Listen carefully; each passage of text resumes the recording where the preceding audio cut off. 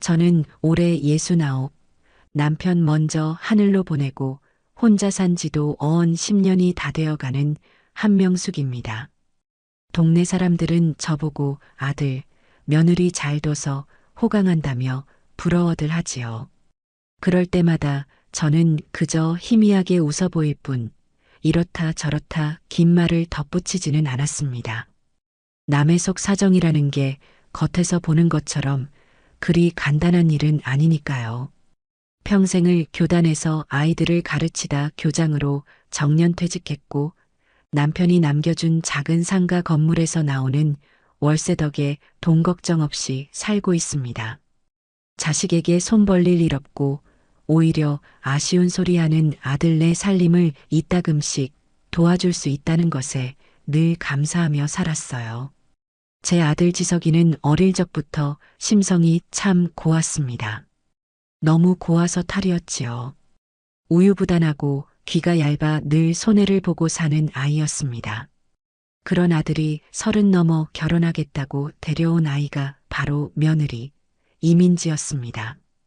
첫인상은 참 좋았어요. 싹싹하고 애교 넘치는 목소리로 어머님, 제가 아들 하나 더 생긴 셈 치고 잘 모실게요 하고 말하는데 어찌나 예뻐 보이던지요.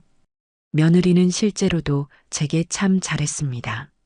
일주일에 한두 번은 꼭 들러 손수 만든 반찬을 냉장고 가득 채워놓고 갔고 동네 어르신들을 만나면 제 자랑을 입이 마르도록 늘어놓아 저를 으쓱하게 만들어주곤 했어요. 효분았네, 효분았어. 이웃들의 칭찬이 자자했지요. 하지만 저는 가끔, 정말 아주 가끔씩 며느리의 그 완벽한 미소 뒤에 숨겨진 서늘한 무언가를 느끼곤 했습니다. 살갑게 어깨를 주무르다가도 거실 한쪽에 놓인 자개장을 무심코 훑는 그 눈빛, 제 건강을 염려하는 듯 하다가도 은근슬쩍 연금 액수를 떠보는 그 교묘한 질문들, 그 모든 것이 제 안의 경고등을 희미하게 깜빡이게 만들었지요. 평생 수천 명의 아이들을 상대하며 사람 보는 눈이 제법 날카로워졌다고 자부했는데 그런 제 감이 말하고 있었습니다. 저 아이는 무언가를 숨기고 있다고, 저 완벽함은 잘 훈련된 연기일 뿐이라고요. 하지만 설마 하는 마음으로 애써 그 감을 눌러왔습니다. 하나뿐인 아들이 좋다고 택한 아이인데 제가 불어 긁어부스럼을 만들 필요는 없지 않겠어요. 그날도 며느리는 양손 가득 장을 봐서 나타났습니다. 제가 좋아하는 갈비찜에 손수묵을 쑤어 만든 도토리묵 무침까지. 식탁이 아주 진수성찬이었어요. 어머님 입맛 없으실까봐 걱정돼서 좀 만들어 왔어요. 지석 씨도 어머님이 해주신 갈비찜이 제일 먹고 싶다고 노래를 부르더라고요. 아이고, 뭘 이렇게까지 해왔니?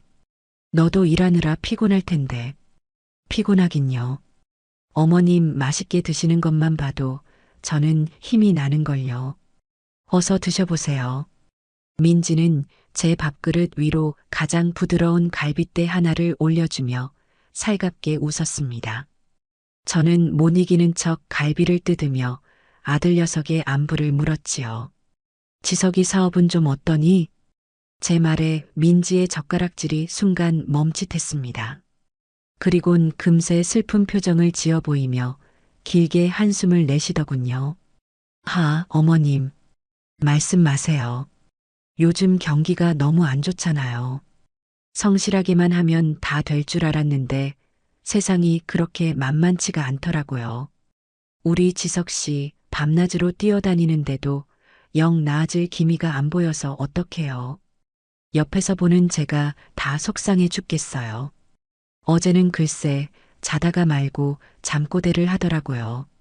할 수 있다, 할 수 있다 하면서요. 그 소리 듣는데 눈물이 왈칵 쏟아지는 거 있죠. 저렇게 기가 죽어 있는 걸 보니 아내로서 마음이 너무 아파요. 이럴 때일수록 집에서라도 푹 쉬고 기운을 차려야 하는데 저러다 쓰러지기라도 할까봐 걱정이에요. 민지는 금방이라도 눈물을 떨굴 것처럼 눈시울을 붉혔습니다. 저건 명백한 신호였어요. 어머니, 아드님 사업이 힘드니 금전적으로 좀 도와주시는 게 어떻겠어요? 하는 무언의 압박이었지요. 벌써 몇 번째인지 모릅니다. 저렇게 아들을 방패 삼아 제게 돈 이야기를 꺼내는 것이요.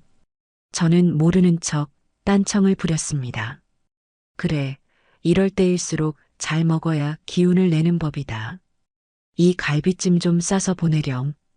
지석이 먹이라고. 네, 어머님. 민지의 얼굴에 스치는 실망감을 저는 놓치지 않았습니다. 하지만 애써 외면했지요. 밑 빠진 독에 물 붓기라는 걸 너무도 잘 알았기 때문입니다. 지석이의 사업은 처음부터 무리한 투자와 허황된 꿈으로 시작된 것이었습니다. 제가 초반에 반대하며 말렸지만 민지가 옆에서 요즘은 이렇게 공격적으로 투자해야 성공한다며 바람을 넣는 바람에 아들 녀석이 고집을 꺾지 않았지요. 결국 얼마 되지 않아 사업은 휘청이기 시작했고 그때마다 저는 적지 않은 돈을 융통해 주었습니다. 하지만 상황은 조금도 나아지지 않았어요. 이건 사업의 문제가 아니라 아들과 며느리의 씀씀이와 허영심의 문제라는 걸 깨달은 뒤부터는 저도 더 이상 금전적인 지원을 하지 않고 있었습니다. 식사를 마친 민지는 설거지를 하겠다며 부엌으로 들어갔습니다. 잠시 후 거실을 정리하던 제 등 뒤로 민지의 목소리가 들려왔어요. 어머님, 저기 안방 앞에 있는 상가 건물 말이에요. 요즘 그 동네가 그렇게 뜬다면서요? 얼마 전에 뉴스 보니까 주변 시세가 엄청 올랐다고 하던데요. 저는 들고 있던 리모컨을 내려놓았습니다. 올 것이 왔구나 싶었지요. 글쎄다. 나는 그런 거 잘 모른다.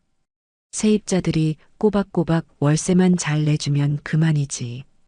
에이, 어머님도 다 알아보고 계셨으면서 제가 듣기로는 지금 파셔도 처음 사셨을 때보다 몇 배는 남는다고 하던데요. 든든하시겠어요, 어머님. 든든하긴. 세금 떼고 못 떼고 나면 남는 것도 없어. 그래도요. 저랑 지석 씨는 어머님만 보면 그렇게 든든할 수가 없어요. 언제나 저희 뒤에 떡 버티고 서 계시니까요. 그 말은 어머니 재산이 곧 저희 재산이니 잘 관리해 주세요 하는 말과 조금도 다르지 않게 들렸습니다. 저는 더 이상 대꾸할 가치를 느끼지 못하고 텔레비전 채널을 돌려버렸어요. 민지는 잠시 더 거실을 서성이다가 제게서 더 이상 원하는 답을 들을 수 없다는 걸 깨달았는지 조용히 돌아갈 채비를 했습니다. 어머님, 저 그럼 가볼게요. 반찬 맛있게 드시고요. 그래, 조심히 가거라. 현관문을 닫고 나서는 며느리의 뒷모습을 보며 저는 긴 한숨을 내쉬었습니다. 저 아이의 머릿속에는 온통 돈 생각뿐이구나. 아들 녀석은 과연 알고 있을까? 자기가 사랑하는 아내가 어떤 생각을 하며 살고 있는지. 아마 모르겠지요. 제 아들은 그렇게 영악한 아이가 못 되니까요. 저는 씁쓸한 마음을 감추고 설거지를 마저 하기 위해 부엌으로 향했습니다. 고요한 집안에는 오직 물소리만이 가득했습니다. 며칠 뒤 민지에게서 전화가 걸려왔습니다. 평소보다 한 톤 더 높은 살랑거리는 목소리였어요. 어머님, 저 민지예요. 식사는 하셨어요?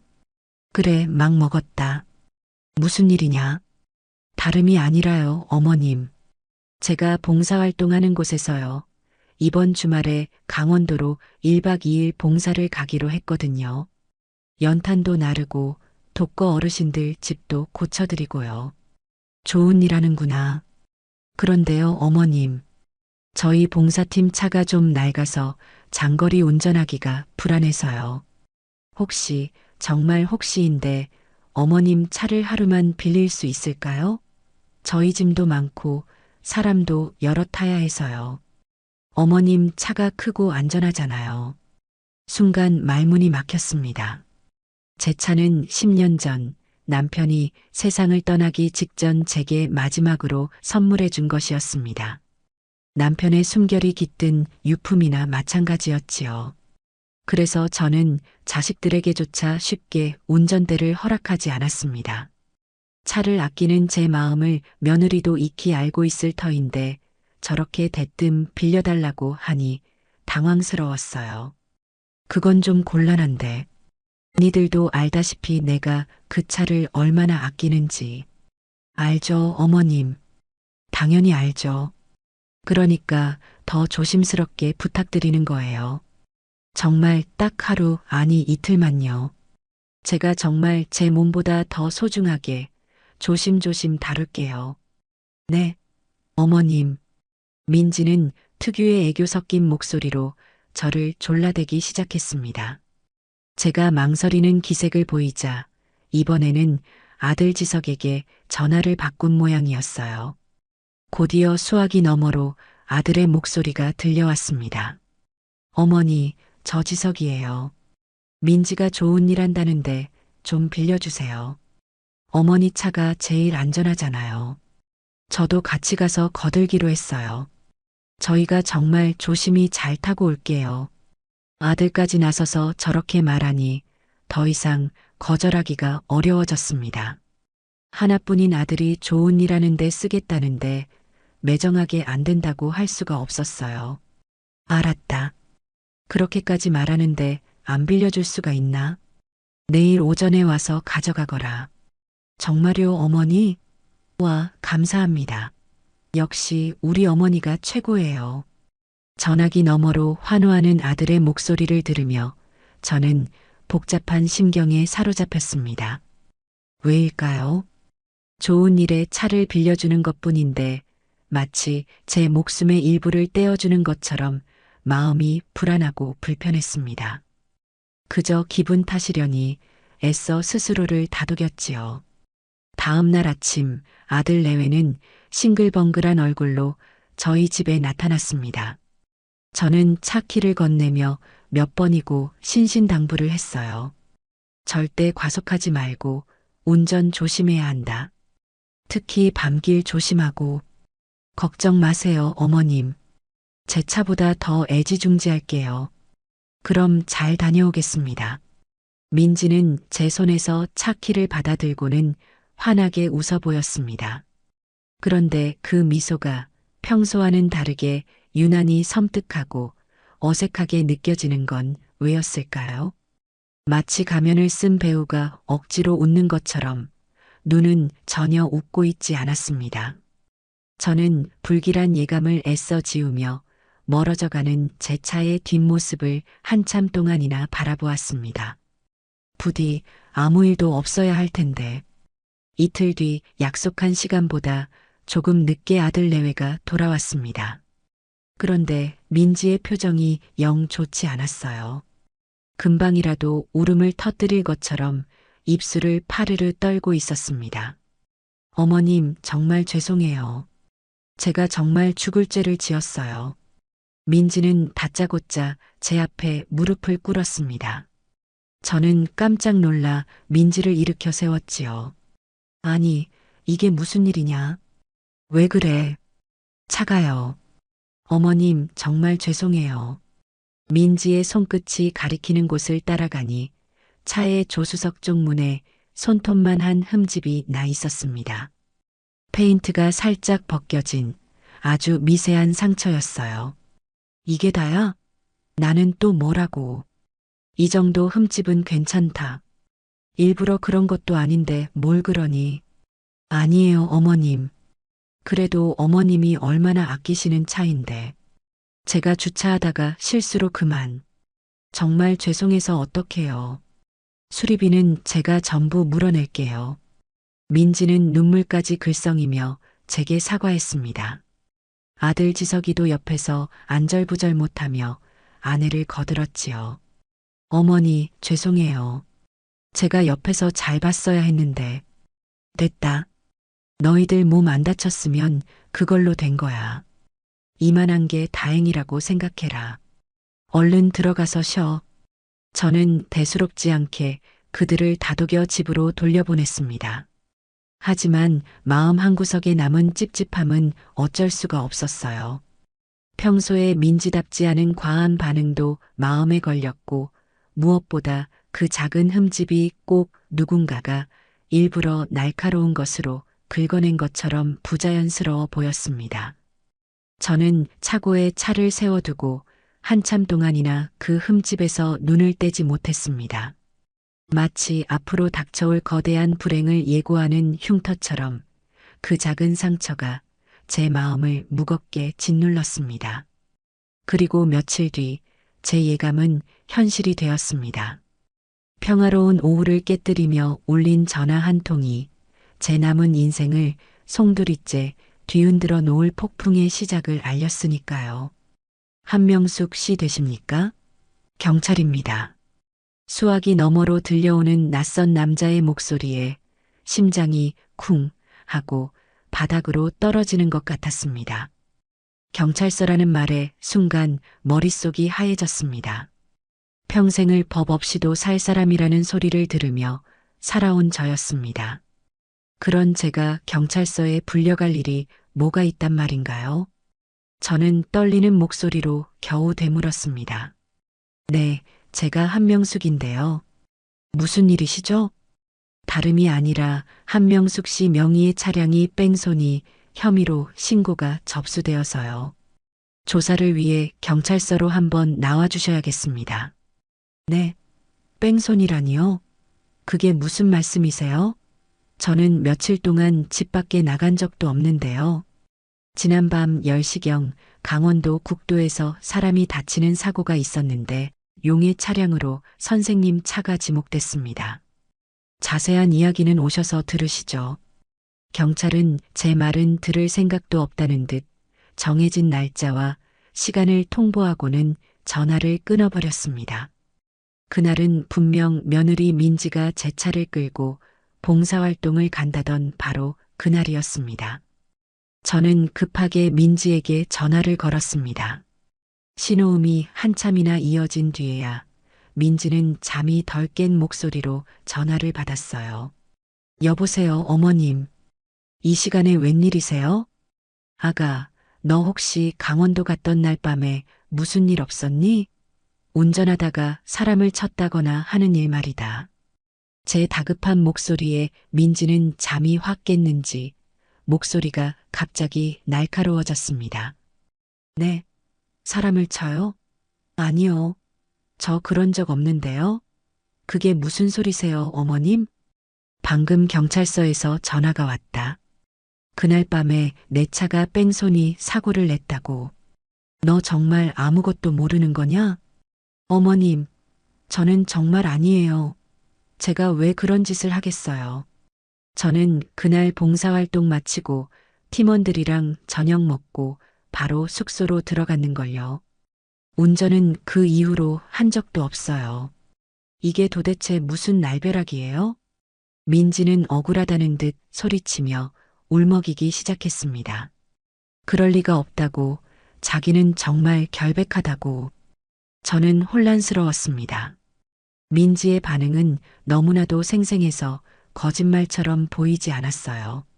하지만 경찰이 아무런 근거도 없이 저를 용의자로 지목했을 리는 없지 않습니까? 저는 일단 아들 지석이를 불러 자초지종을 설명하고 함께 경찰서로 향했습니다. 경찰서의 교통조사계 사무실은 차가운 공기로 가득했습니다. 담당 형사는 제 앞에 사고 현장 사진 몇 장과 피해자의 진술서를 내밀었어요. 피해자는 전치 3주 진단을 받고 현재 병원에 입원 중입니다. 당시 충격으로 차량 번호 전체를 기억하지는 못하지만 차종과 색상 그리고 번호판의 일부 숫자가 선생님 차량과 일치한다고 진술했습니다. 형사님, 저는 정말 아닙니다. 그날 차는 제 며느리가 운전했습니다. 저는 집에 있었고요. 그 부분에 대해서는 따님, 아니 며느님도 조사를 받았습니다. 며느님은 저녁 식사 이후에는 운전대를 잡은 적이 없다고 일관되게 진술하고 있습니다. 혹시 그날 밤 잠시라도 차를 운전하신 적은 없으십니까? 없습니다. 저는 그날 한 발짝도 집 밖에 나가지 않았습니다. 그럼 이걸 보시죠. 형사가 제게 내민 것은 사고 현장 근처의 방범 카메라 영상이었습니다. 화질이 좋지 않아 운전자의 얼굴은 식별이 불가능했지만 제 차와 똑같이 생긴 차량이 어둠 속으로 사라지는 모습이 희미하게 찍혀 있었어요. 그리고 결정적으로 블랙박스 영상이 없었습니다. 블랙박스는 확인해 보셨습니까? 물론입니다. 그런데 공교롭게도 그날따라 고장이 났는지 사고 시각을 전후한 영상이 전혀 녹화되어 있지 않았습니다.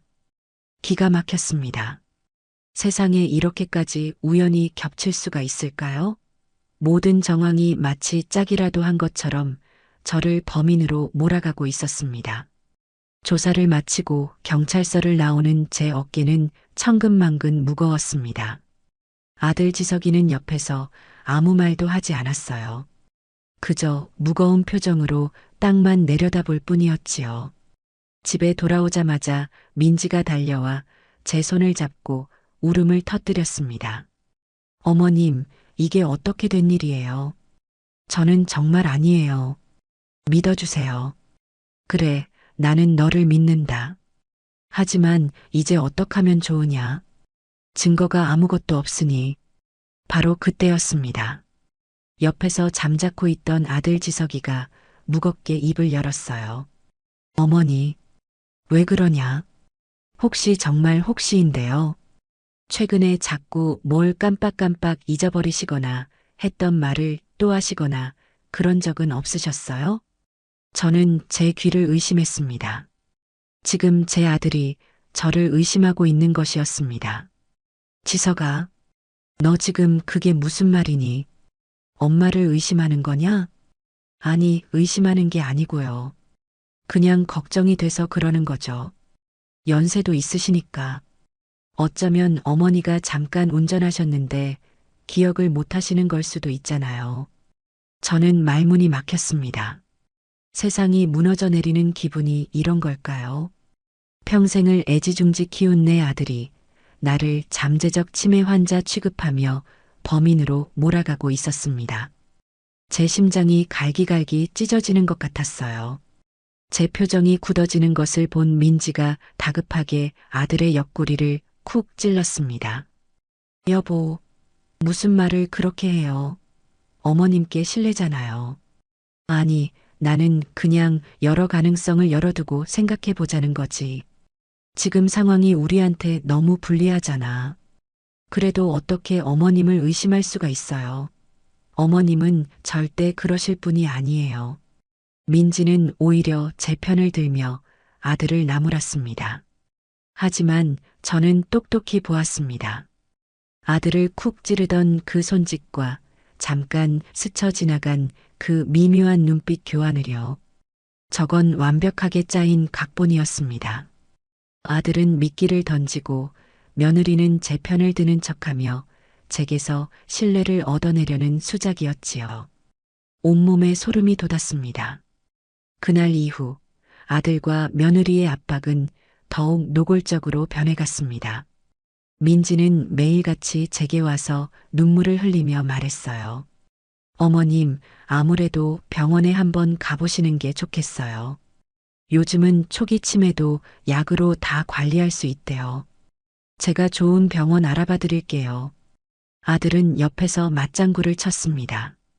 맞아요, 어머니. 검사 한번 받아봐요. 혹시 모르잖아요. 만약 정말 어머니가 기억을 못 하시는 거라면 우리가 빨리 대처를 해야죠. 합의금도 마련해야 하고요. 합의금. 결국 그들의 목적은 돈이었습니다. 저를 정신이 오락가락하는 늙은이로 몰아서 제 재산을 자기들 마음대로 주무르려는 속셈이었던 겁니다. 뺑소니 사고는 그저 모든 계획을 위한 시작에 불과했어요. 피해자 쪽에서 합의금으로 1억을 달라고 한대요. 그렇게 큰 돈이 지금 우리한테 어디 있어요. 어머님, 아무래도 어머님 명의로 된 상가를 처분해서 합의금을 마련해야 할 것 같아요. 민지는 제 눈치를 살피며 조심스럽게 본론을 꺼냈습니다. 저는 기가 막혀서 헛웃음이 나왔습니다. 뭐라고? 내가 저지르지도 않은 일 때문에 내 건물을 팔라고? 어머님, 지금 그게 중요해요? 사람이 다쳤다잖아요. 그리고 모든 증거가 어머님을 가리키고 있는데 이대로 가다가는 어머님 감옥 가실 수도 있어요. 저희가 어머님을 지켜드리려고 이러는 거잖아요. 며느리는 마치 저를 위하는 것처럼 소리쳤지만 그 눈에는 탐욕이 번들거리고 있었습니다. 제 인감도장이 어디에 있는지, 부동산 서류는 어디에 보관했는지 집요하게 캐묻기 시작했어요. 저는 더 이상 참을 수가 없었습니다. 이것은 단순한 오해가 아니었습니다. 저를 나락으로 떨어뜨리고 제 모든 것을 빼앗으려는 치밀하고 악랄한 음모였습니다. 그리고 그 중심에는 제가 평생을 바쳐 키운 아들과 내 자식이라 믿었던 며느리가 있었습니다. 피가 거꾸로 솟는 기분이었습니다. 이가 부득부득 갈렸어요. 그래, 어디 한번 해보자. 니들이 정말 원하는 게 뭔지 내가 똑똑히 두 눈으로 확인하고 니들이 파놓은 함정에 니들이 직접 빠지게 만들어주마. 지옥이 어떤 곳인지 내가 아주 처절하게 느끼게 해줄 테니. 그날 밤 저는 잠들지 못했습니다. 제 인생을 건 싸움을 준비하기 시작했습니다. 이제부터는 더 이상 물러서지 않을 겁니다. 그날 이후 제 집의 공기는 완전히 달라졌습니다. 이전에는 그래도 겉으로나마 화목한 가족의 모습을 연기했지만 이제는 서로의 속내를 숨긴 채 팽팽한 긴장감만이 감돌았지요.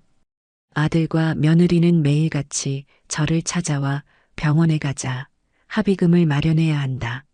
저를 벼랑 끝으로 몰아세웠습니다. 저는 이전처럼 화를 내거나 억울함을 토로하지 않았습니다.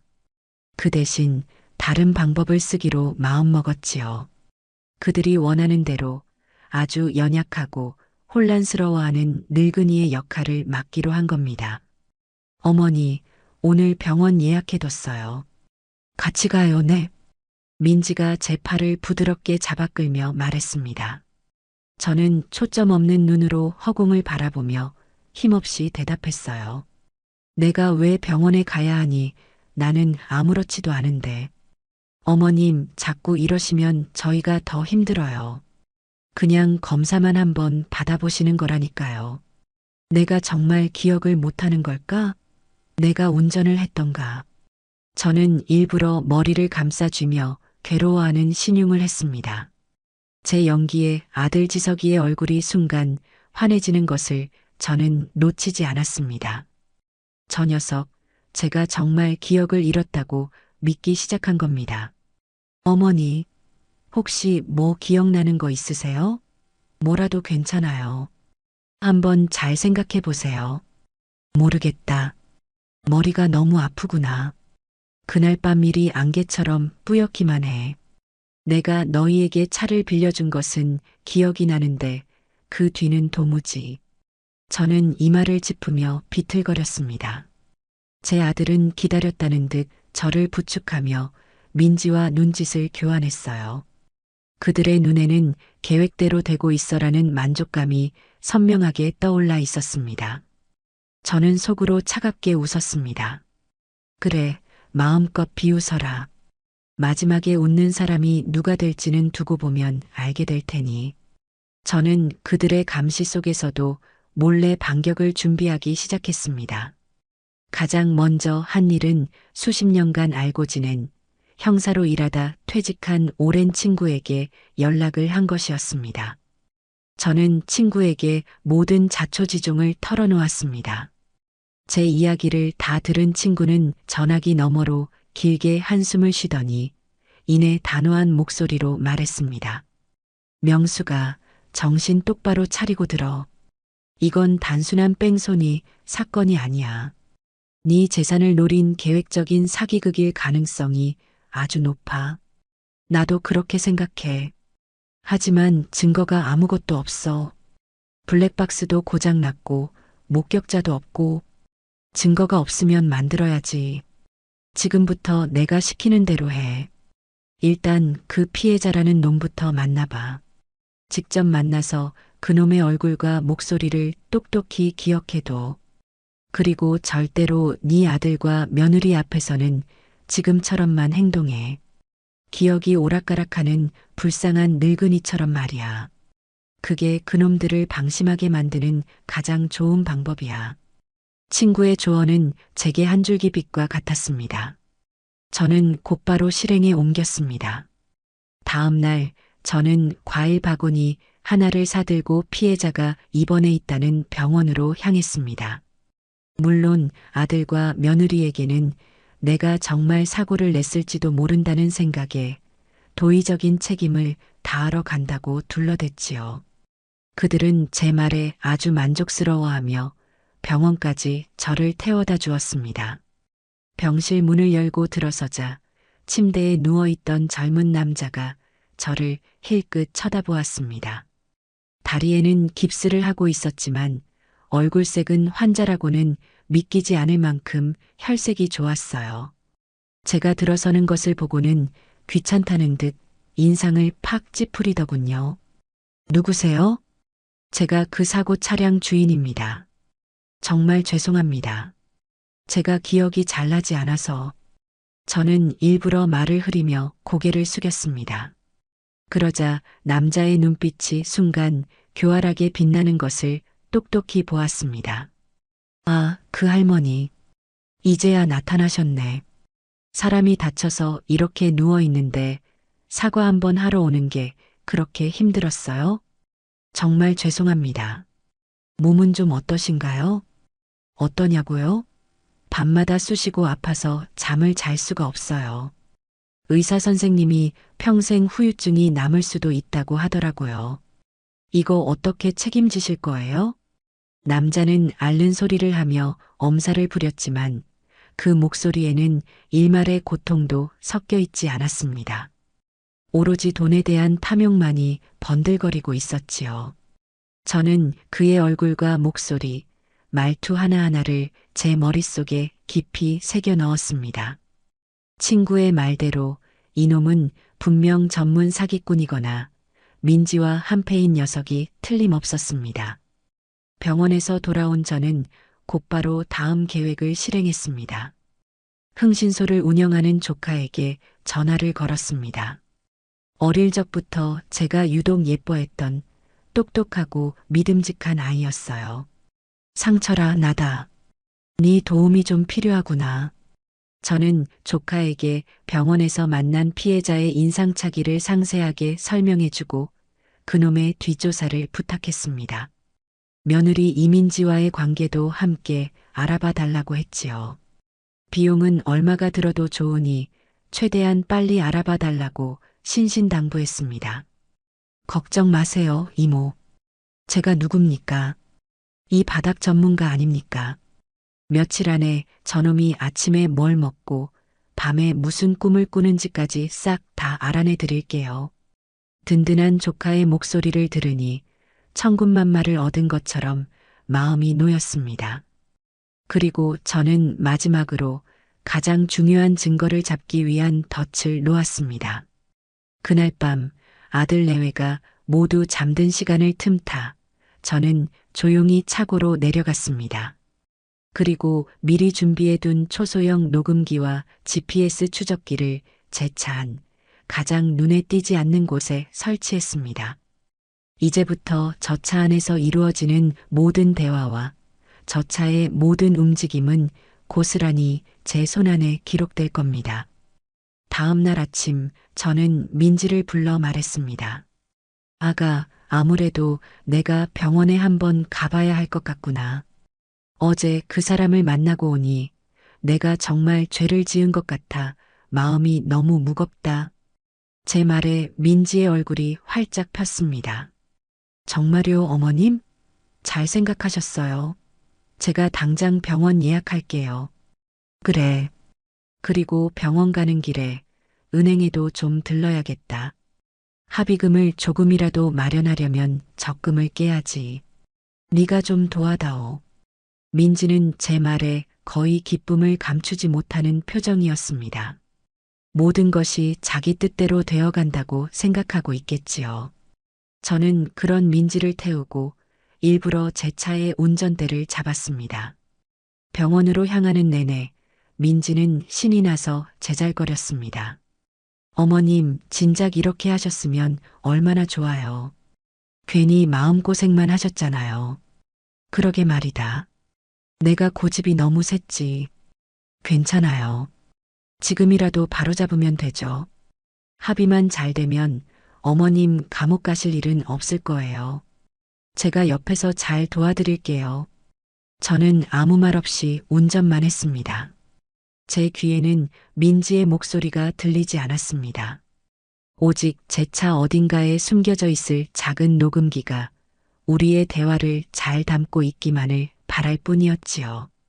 병원에 도착해서는 의사의 진료를 받으며 일부러 횡설수설했습니다. 기억이 잘 나지 않는다고, 가끔 여기가 어딘지 헷갈린다고. 의사는 제 말을 심각하게 받아 적으며 몇 가지 검사를 권했습니다. 모든 것은 제 계획대로 순조롭게 진행되고 있었습니다. 이제 그들이 스스로 꼬리를 드러낼 때까지 차분하게 기다리는 일만 남았습니다. 그물은 이미 던져졌고 물고기들이 스스로 그물 안으로 헤엄쳐 들어오고 있었습니다. 그들이 던져놓은 뺑소니범이라는 굴레와 치매 노인이라는 모욕적인 낙인 속에서 저는 조금도 절망하지 않았습니다. 오히려 정신이 더없이 맑아지는 것을 느꼈지요. 평생을 교직에 몸담으며 수많은 학생들을 가르치고 이끌었습니다. 그 아이들 중에는 착하고 성실한 아이도 있었지만 교활하고 이기적인 아이도 분명히 있었습니다. 저는 그런 아이들을 상대하는 법을 잘 알고 있었어요. 정면으로 부딪혀서는 안 됩니다. 그들의 눈높이로 내려가 그들이 사용하는 언어와 방식으로 그들이 절대 빠져나올 수 없는 덫을 놓아야 하는 법이지요. 지금의 제게 아들 지석이와 며느리 민지는 그저 제 인생을 망치려 드는 어리석고 탐욕스러운 학생들에 불과했습니다. 그리고 저는 그들에게 마지막 수업을 해줄 참이었습니다. 아주 혹독하고 평생 잊을 수 없는 그런 수업을요. 저는 제 안에서 무언가 단단하게 부서져 내리는 소리를 들었습니다. 그건 아마도 아들에 대한 마지막 모정이 아니었을까 싶습니다. 내 아들이 그럴 리 없다고, 며느리에게 속고 있는 것뿐이라고 애써 외면하고 싶었던 마지막 희망의 끈이었겠지요. 하지만 그들의 눈빛과 행동은 제게 명확하게 말해주고 있었습니다. 우리는 한패입니다, 어머니. 그 사실을 받아들이고 나니 오히려 마음이 차분하게 가라앉았습니다. 슬픔과 배신감은 차가운 분노로 변했고 그 분노는 제게 앞으로 나아갈 힘을 주었습니다. 가장 먼저 한 일은 수십 년 지기인 옛 친구 박영철에게 연락을 한 것이었습니다. 그 녀석은 경찰서에서 잔뼈가 굵은 베테랑 형사로 일하다 몇 해 전 명예퇴직을 했지요. 지금은 작은 탐정 사무소를 운영하며 소일거리를 하고 있었습니다.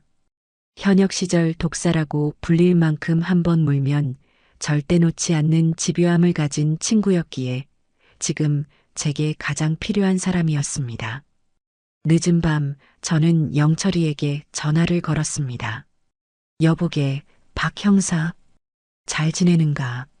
어이구, 교장 선생님 아니신가? 이 밤중에 웬일이시오? 해가 서쪽에서 뜨겠네. 영철이는 제 전화를 반가워하면서도 의아해하는 눈치였습니다. 제가 사적인 일로 먼저 연락하는 법이 거의 없었기 때문이지요. 저는 긴 서두 없이 곧바로 본론으로 들어갔습니다.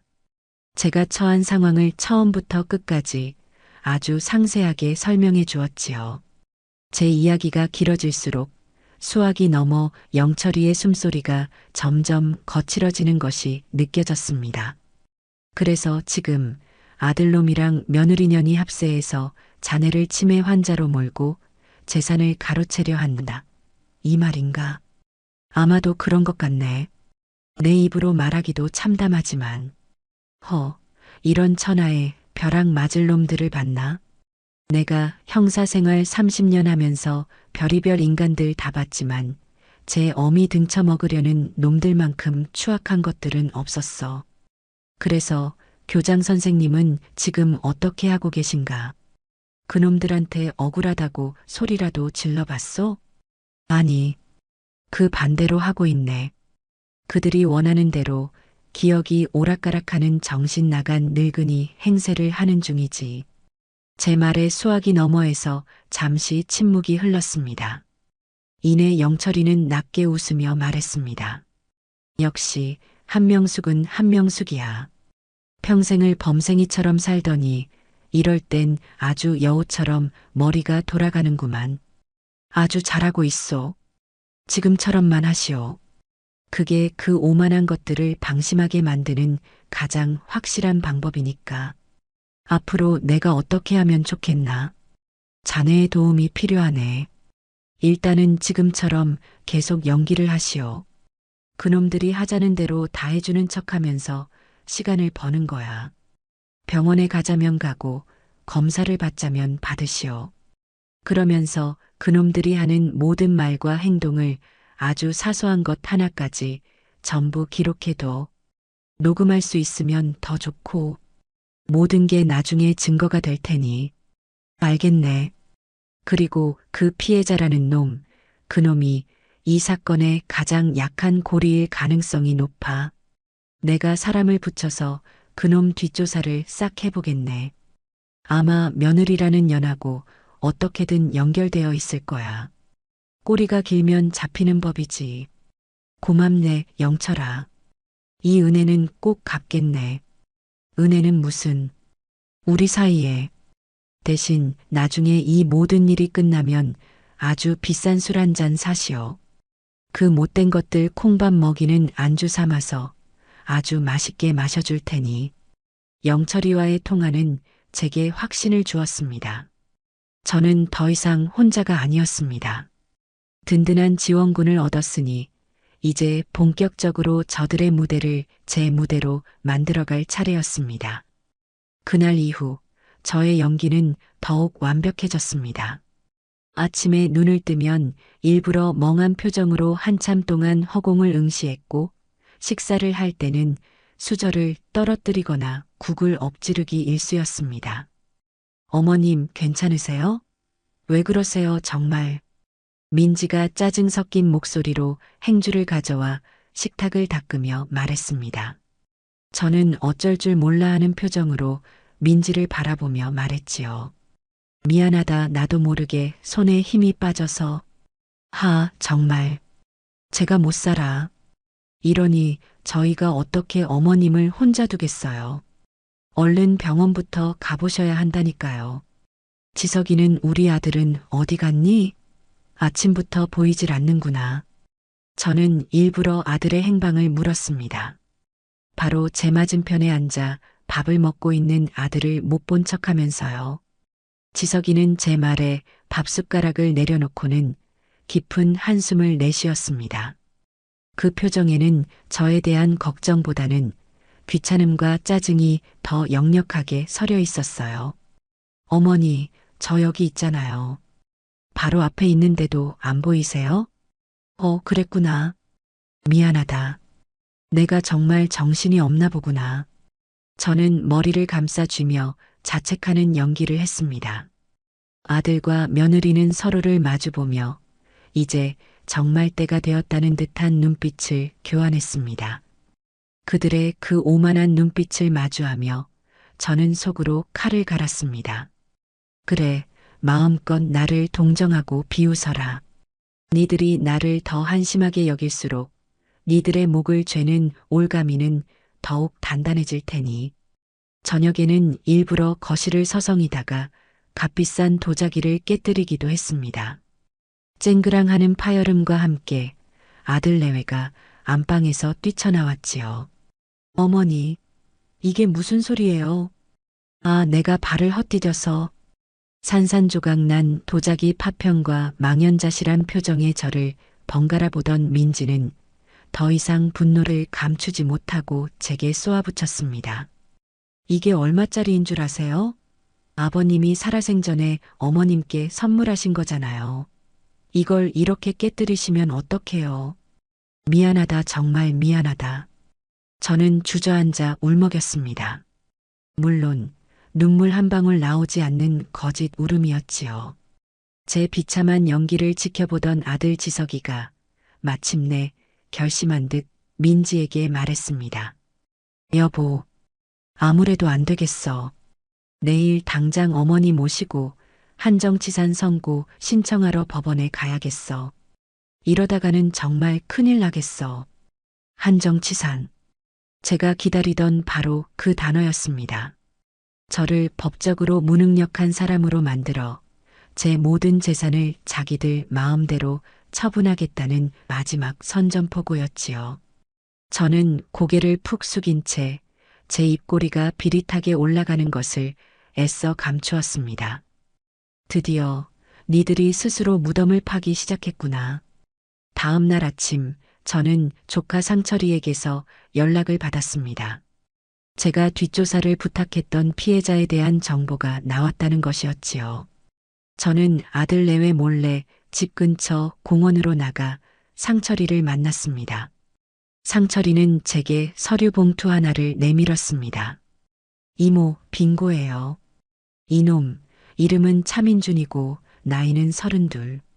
이모님 며느리 이민지랑 같은 고향 출신의 고등학교 2년 선후배 사이더라고요. 그럴 줄 알았다. 또 다른 건? 더 확실한 게 있죠. 이놈, 정가가 아주 화려해요. 사기 공갈 등 아주 질이 안 좋은 놈이에요. 최근에는 불법 노름에 빠져서 빚도 꽤 있는 것 같고요. 상철이가 내민 서류에는 차민준이라는 남자의 사진과 함께 그의 과거 행적이 빼곡하게 적혀 있었습니다. 사진 속 남자는 병실에서 만났던 그 교활한 눈빛의 사내와 정확하게 일치했어요. 상철이는 결정적인 증거라며 작은 사진 몇 장을 더 꺼내 보였습니다. 이건 이모님이 사고 나기 일주일 전 두 사람이 시내 카페에서 만나는 장면을 제가 확보한 거예요. 보세요. 아주 다정해 보이죠? 사진 속에는 민지와 차민준이 마주 앉아 웃고 떠드는 모습이 선명하게 찍혀 있었습니다. 누가 봐도 아주 가까운 사이처럼 보였지요. 고맙다, 상철아. 정말 큰일 해줬다. 모려, 이모. 그런데 이 정도 증거만으로는 저것들을 한 번에 보내버리기엔 좀 약할 수도 있어요. 저것들이 그냥 아는 선후배 사이라고 발뺌하면 그만이거든요. 뭔가 더 결정적인 한 방이 필요한데. 걱정 마라. 그 한 방은 내가 지금 만들고 있으니 너는 계속해서 저 두 사람의 뒤를 밟아줘. 혹시라도 둘이 또 만나는지 돈이 오고 가는 건 없는지 전부 다 파악해줘야 한다. 알겠습니다, 이모. 저만 믿으세요. 상철이를 돌려보내고 공원 벤치에 앉아 한참 동안 생각에 잠겼습니다. 이제 퍼즐 조각은 거의 다 맞춰졌습니다. 돈이 필요한 며느리가 돈이 급한 고향 후배를 끌어들여 보험 사기극을 꾸민 것이지요. 그리고 그 과정에서 제 아들은 방관자이거나 혹은 적극적인 동조자였을 겁니다. 이제 남은 것은 그들의 입으로 직접 범행을 자백하게 만드는 일뿐이었습니다. 그리고 제게는 그럴 수단이 있었지요. 바로 제 차에 설치해둔 작은 녹음기였습니다. 집으로 돌아온 저는 차고로 내려가 녹음기를 수거했습니다. 지난 며칠간의 기록이 고스란히 담겨 있을 터였습니다. 떨리는 손으로 녹음기를 컴퓨터에 연결하고 파일을 재생했습니다. 처음에는 별다른 내용이 없었습니다. 민지가 친구와 통화하며 명품 가방 이야기를 하는 것, 라디오에서 흘러나오는 노래를 따라 부르는 소리 같은 시시콜콜한 것들 뿐이었지요. 저는 실망하지 않고 계속해서 파일을 확인했습니다.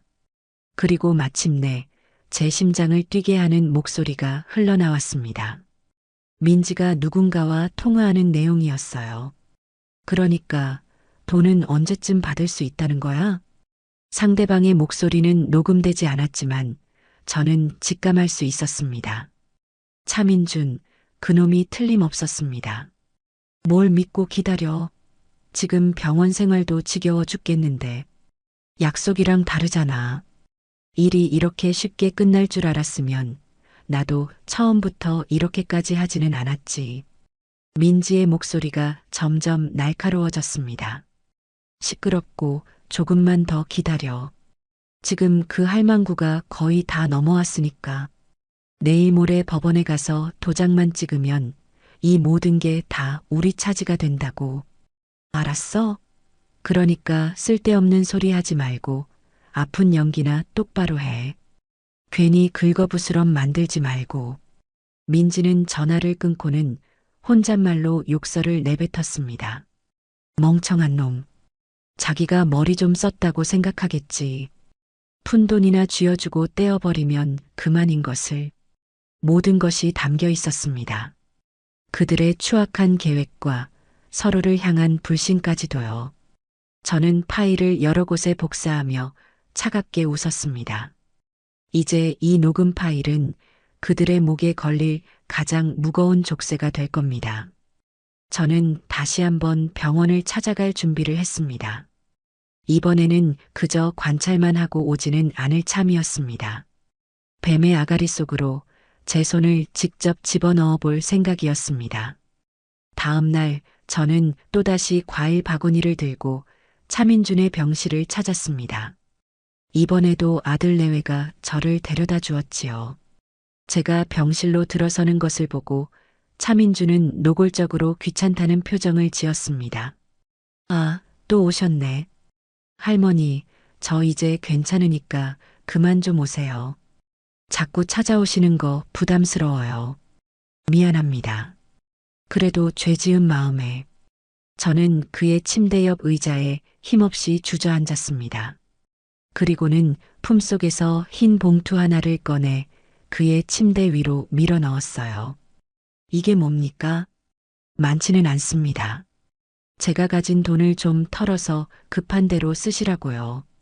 합의금은 우리 아들 녀석이 집을 팔아서라도 마련한다고 했으니 조금만 기다려주세요.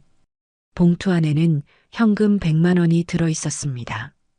제 말에 차민준의 눈이 순간 크게 흔들렸습니다. 돈에 굶주린 하이에나의 눈빛이었지요. 그는 잠시 망설이는 듯 하더니 이내 못 이기는 척 봉투를 집어 자신의 베개 밑으로 숨겼습니다. 정말 이러실 것까지는 없는데. 할머니 사정도 딱해 보이시고. 알겠습니다. 일단 이건 받겠습니다. 대신 합의금은 확실하게 준비해 주셔야 합니다. 네. 그럼요. 저는 자리에서 일어서며 마지막 미끼를 던졌습니다. 그런데 우리 며느리 민지 말입니다. 그 아이도 고생이 많지요. 혹시라도 그 아이가 찾아와서 무슨 부탁 같은 걸 하더라도 너무 매정하게 대하지는 말아주세요. 저 때문에 고생하는 착한 아이니까요. 저는 일부러 민지의 이름을 언급했습니다. 제 말을 듣는 순간 차민준의 얼굴이 미세하게 굳어지는 것을 저는 놓치지 않았습니다. 그는 당황한 기색을 애써 감추며 퉁명스럽게 대답했어요. 며느님이요? 내가 그쪽 며느님을 왜 만납니까? 알지도 못하는데. 아, 그랬나요? 하긴, 내가 요즘 정신이 없어서. 그럼 푹 쉬세요. 저는 의미심장한 미소를 남기고 병실을 빠져나왔습니다. 차민주는 아마도 제 마지막 말을 이해하지 못했을 겁니다. 하지만 괜찮습니다. 곧 알게 될 테니까요. 제가 왜 그의 앞에서 며느리의 이름을 꺼냈는지, 제가 던진 작은 돌멩이가 그들의 견고해 보이던 관계에 어떤 파문을 일으키게 될지를 말입니다. 병원에서 돌아온 그날 밤, 저는 잠을 이룰 수가 없었습니다. 조카 상철이가 보내온 사진과 제 손에 들린 녹음 파일, 그리고 병원에서 본 차민준의 탐욕스러운 눈빛. 모든 조각들이 제 머릿속에서 하나의 거대한 그림을 완성해 가고 있었습니다. 며느리 민지는 돈 때문에 고향 후배를 끌어들였고 그 후배는 자신의 정과 기록과 빚을 숨긴 채 며느리의 계획에 동참했습니다. 그리고 제 아들 지석이는 그 모든 것을 알고도 묵인했거나 혹은 더 깊이 관여해 있었겠지요. 참으로 완벽한 삼각 공조였습니다. 며칠 뒤 조카 상철이에게서 다시 연락이 왔습니다. 이번에는 아주 흥미로운 소식을 가지고 왔더군요. 이모, 대박이에요. 차민준, 그놈이 어젯밤에 몰래 병원을 빠져나가서 누굴 만났는지 아세요? 누구냐? 이모님 며느리요. 두 사람이 한적한 공원 주차장에서 만나서 한참 동안 이야기를 나누더라고요. 분위기가 아주 험악해 보였어요. 상철이는 제게 멀리서 찍은 듯한 사진 몇 장을 더 보내주었습니다. 사진 속에서 민지는 팔짱을 낀 채 차민준을 쏘아보고 있었고 차민준은 무언가 억울하다는 듯 필사적으로 변명하는 것처럼 보였습니다. 아무래도 돈 문제로 다투는 것 같았어요. 이모님이 병원에서 주고 오신 그 돈 봉투, 그것 때문에 뭔가 일이 꼬인 게 아닐까요? 상철이의 추측이 맞았습니다. 제가 던진 미끼를 차민준이 덥석 문 것이 분명했습니다. 아마도 그는 민지에게 약속했던 돈의 일부를 먼저 받은 셈치고 민지에게는 그 사실을 숨겼겠지요. 그러다 제 입에서 민지의 이름이 나오자 자신들의 관계가 탄로날까봐 덜컥 겁이 났을 겁니다. 그래서 밤중에 몰래 민지를 만나 자초지종을 따졌을 테고 민지는 계획에 없던 돌발 상황에 분노했겠지요. 그들의 신뢰에 금이 가기 시작한 겁니다. 그리고 그 균열을 증명하는 결정적인 증거가 바로 그날 밤 제 차의 녹음기에서 터져 나왔습니다. 민지는 그날 밤 차민준을 만나고 돌아오는 길에 차 안에서 누군가와 길게 통화를 했습니다. 아, 정말 짜증나 죽겠네. 그 멍청한 놈이 일을 다 망치게 생겼어. 민지는 잔뜩 흥분한 목소리로 누군가에게 하소연하고 있었습니다. 글쎄, 그 할망구가 병원에 와서 자기한테 돈을 주고 갔다지 뭐야. 그러면서 내 이름까지 꺼냈다나 봐. 그놈은 또 거기에 쫄아가지고는 밤중에 나를 불러내서 이게 어떻게 된 일이냐고 난리를 치고 아주 가관도 아니었어. 수화기 너머에서 잠시 침묵이 흐르더니 이내 익숙한 목소리가 들려왔습니다. 제 심장이 멎는 것 같았습니다.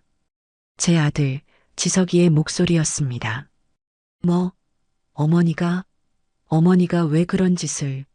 나도 몰라. 정말 치매가 온 건지 아니면 우리를 떠보려고 일부러 그러는 건지.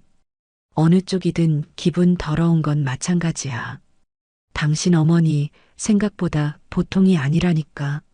어쨌든 차민준 그놈은 내가 잘 구슬려 놨으니까 걱정 마. 대신 우리 계획을 좀 앞당겨야겠어.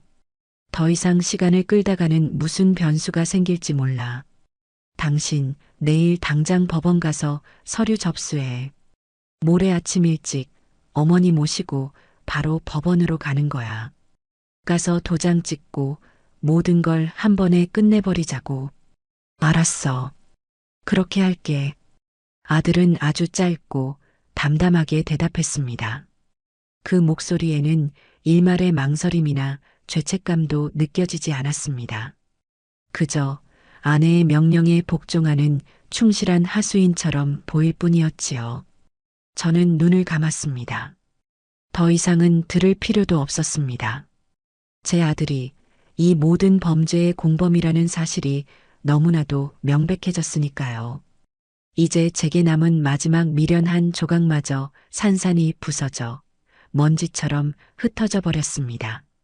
다음 날 아침 식탁에서 민지는 제게 아주 상냥한 목소리로 말했습니다.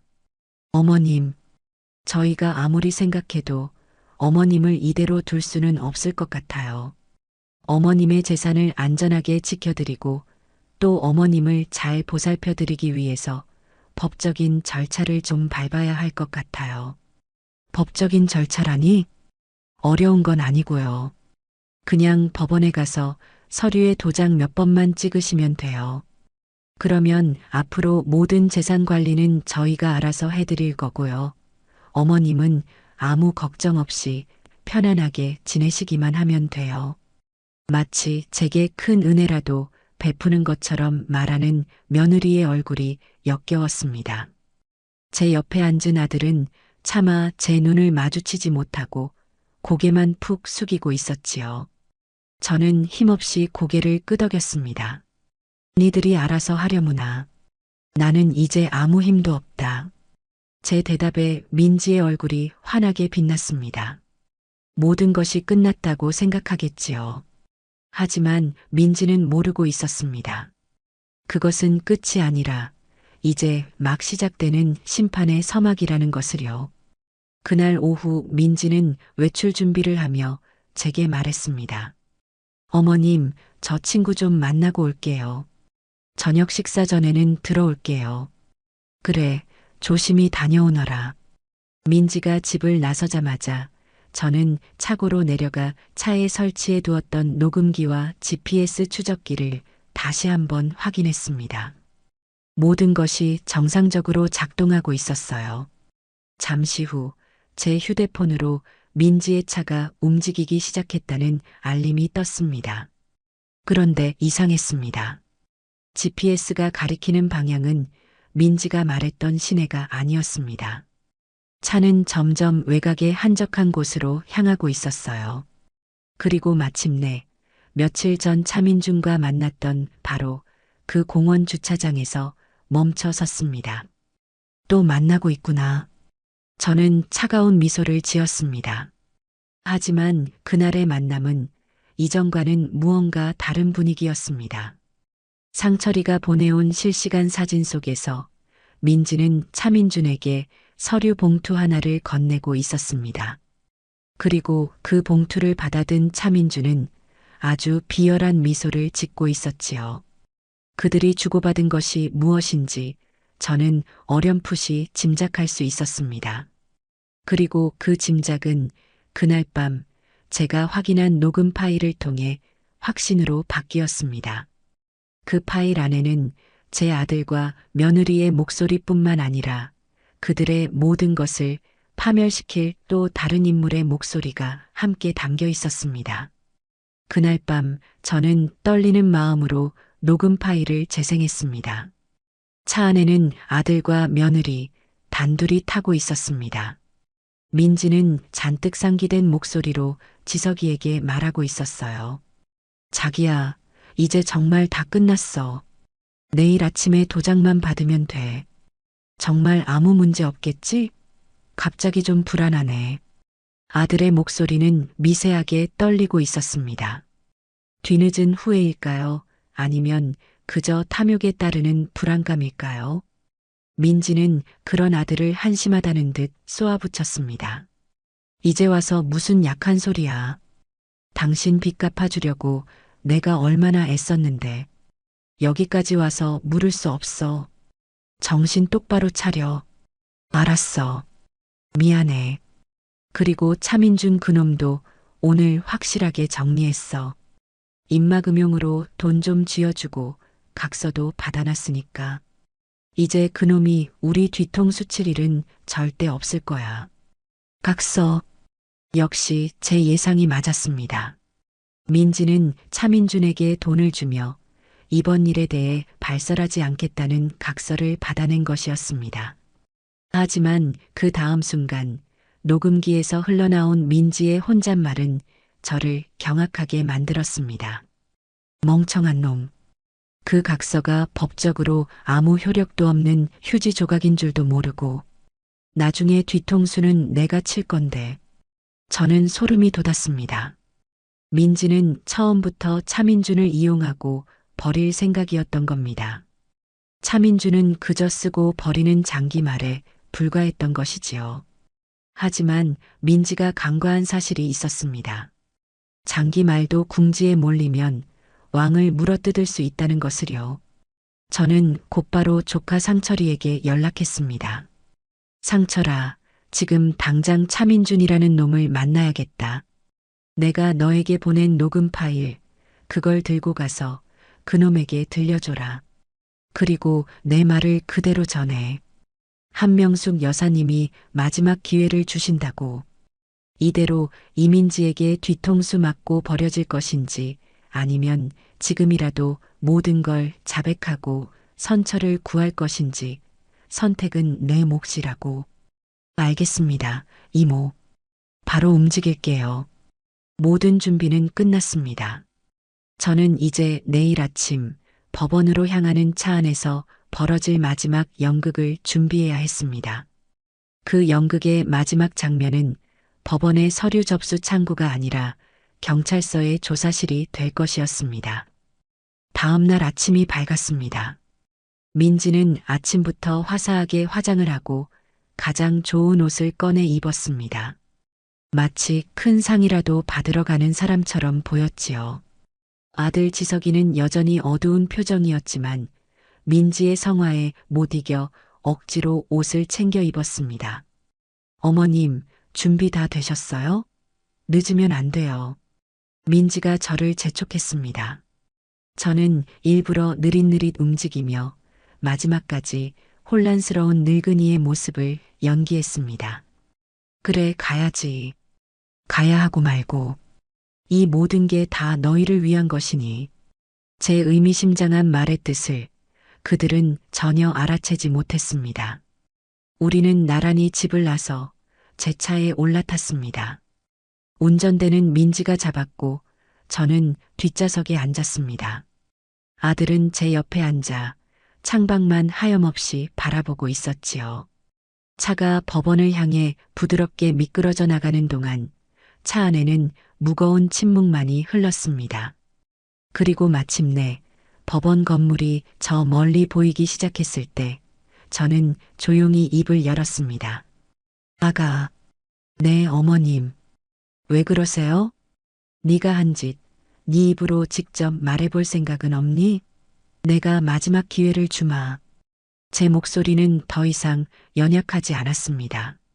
차갑고 날카로운 칼날처럼 차 안의 공기를 갈랐습니다.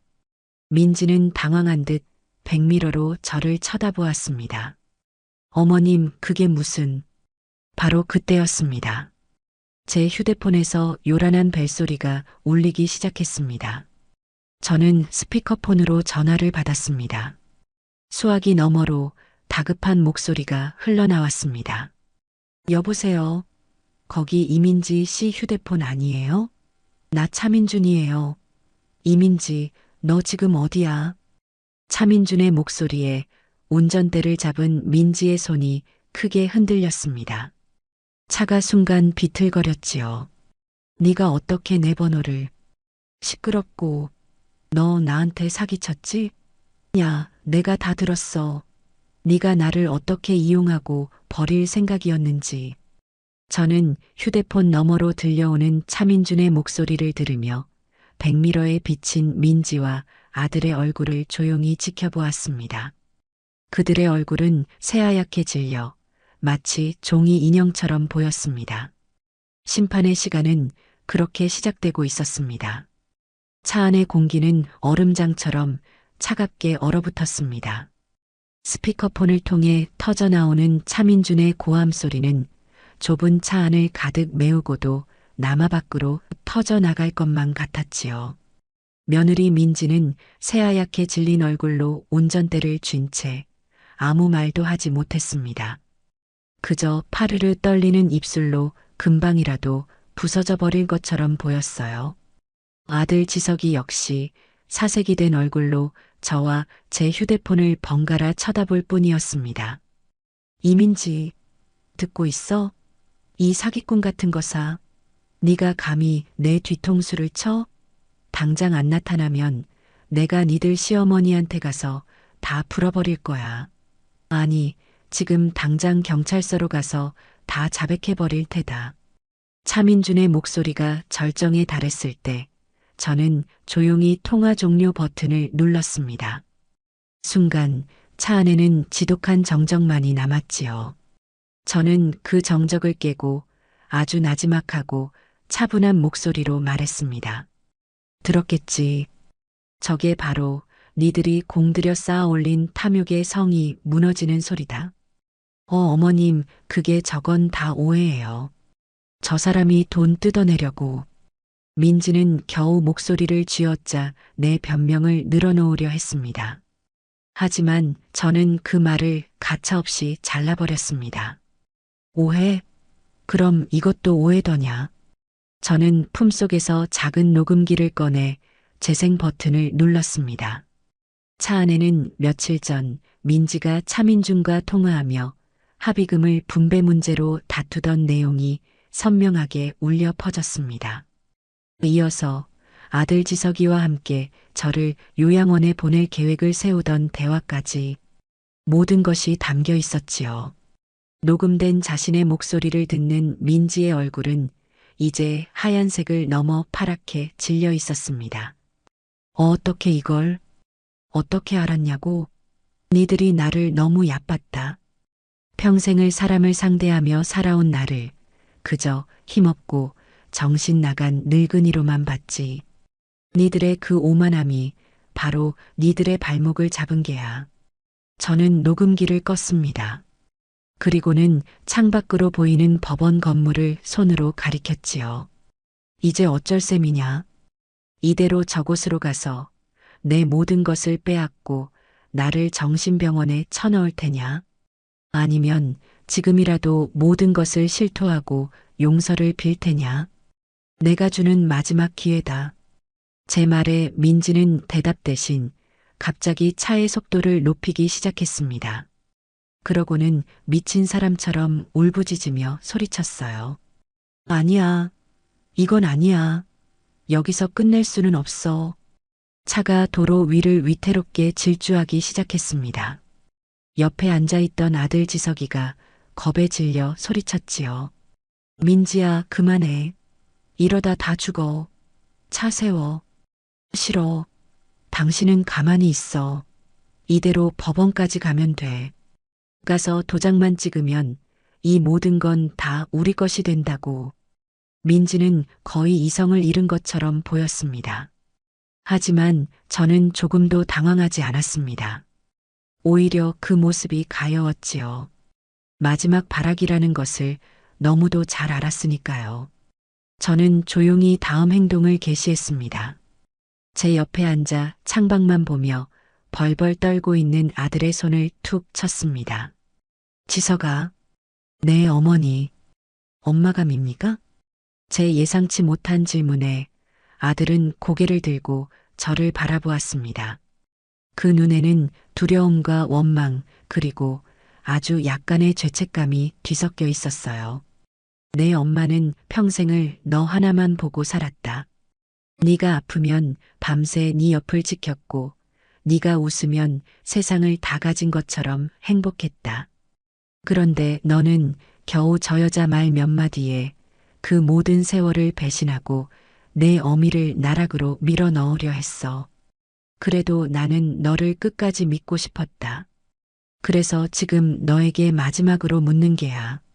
너 정말 이대로 내 어미를 버릴 테냐? 제 목소리는 떨리지 않았습니다. 오히려 너무나도 차분해서 제 스스로도 놀랄 정도였어요. 아들은 제 눈을 피하지 못하고 그저 눈물만 뚝뚝 흘렸습니다. 한참을 망설이던 아들은 마침내 운전대를 잡은 민지의 팔을 붙잡고 소리쳤습니다. 여보, 제발 그만해. 우리가 잘못했어. 어머니께 용서를 빌자. 응? 비켜. 이거 안 나? 다 와가는데 여기서 포기할 수는 없어. 두 사람이 차 안에서 몸싸움을 벌이는 동안 저는 조용히 휴대폰을 들어 제 오랜 친구 박영철에게 문자를 보냈습니다.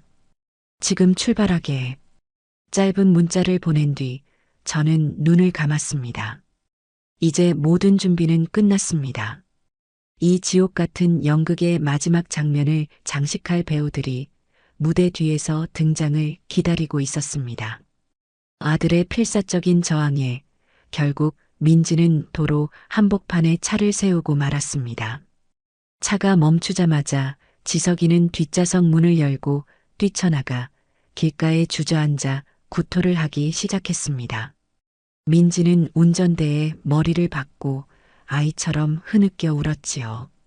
저는 그런 그들을 가만히 내버려 두었습니다. 잠시 후 어디선가 경찰차의 사이렌 소리가 들려오기 시작했습니다. 사이렌 소리는 점점 가까워졌고 이내 제 차를 둘러싸고 멈춰 섰습니다. 차에서 내린 경찰들 사이로 낯익은 얼굴이 보였습니다. 박영철이었습니다. 영철이는 제 차의 조수석 문을 열고 울고 있는 민지를 향해 차갑게 말했습니다.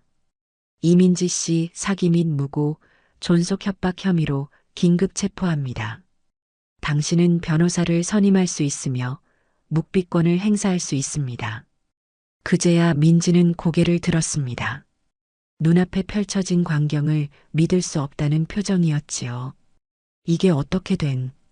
민지의 말은 끝을 맺지 못했습니다. 여자 경찰 2명이 다가와 민지의 양팔을 붙잡고 차에서 끌어냈기 때문입니다. 민지는 미친 사람처럼 발버둥 치며 소리쳤습니다. 이거 난 죄 없어. 저 할망구가 나를 모함하는 거야. 여보, 나 좀 살려줘. 하지만 길가에 주저앉아 있던 아들은 그저 고개를 숙인 채 어깨를 들썩일 뿐이었습니다. 영철이는 제게 다가와 괜찮으시냐는 듯 고개를 끄덕여 보였습니다. 저 역시 말없이 고개를 끄덕여 화답했지요. 모든 것은 제 계획대로 완벽하게 진행되고 있었습니다. 그런데 이게 끝이 아니었습니다. 제가 준비한 진짜 무대는 바로 저희 집 거실이었으니까요. 경찰서에서 간단한 참고인 조사를 마친 저는 아들 지석이와 함께 집으로 돌아왔습니다. 아들은 집으로 오는 내내 단 한마디도 하지 않았습니다. 그저 죽은 사람처럼 넋이 나간 표정으로 창밖만 바라볼 뿐이었지요. 집에 도착하자 현관문 앞에서 서성이는 낯선 중년 부부와 마주쳤습니다. 바로 민지의 부모님, 제 사돈들이었습니다. 제가 미리 연락을 해둔 것이었지요. 오늘 저녁에 중요한 가족 식사가 있으니 꼭 좀 참석해 주셨으면 합니다. 물론 무슨 일인지는 전혀 알리지 않았습니다. 아이고 사부인. 이게 도대체 어떻게 된 일입니까?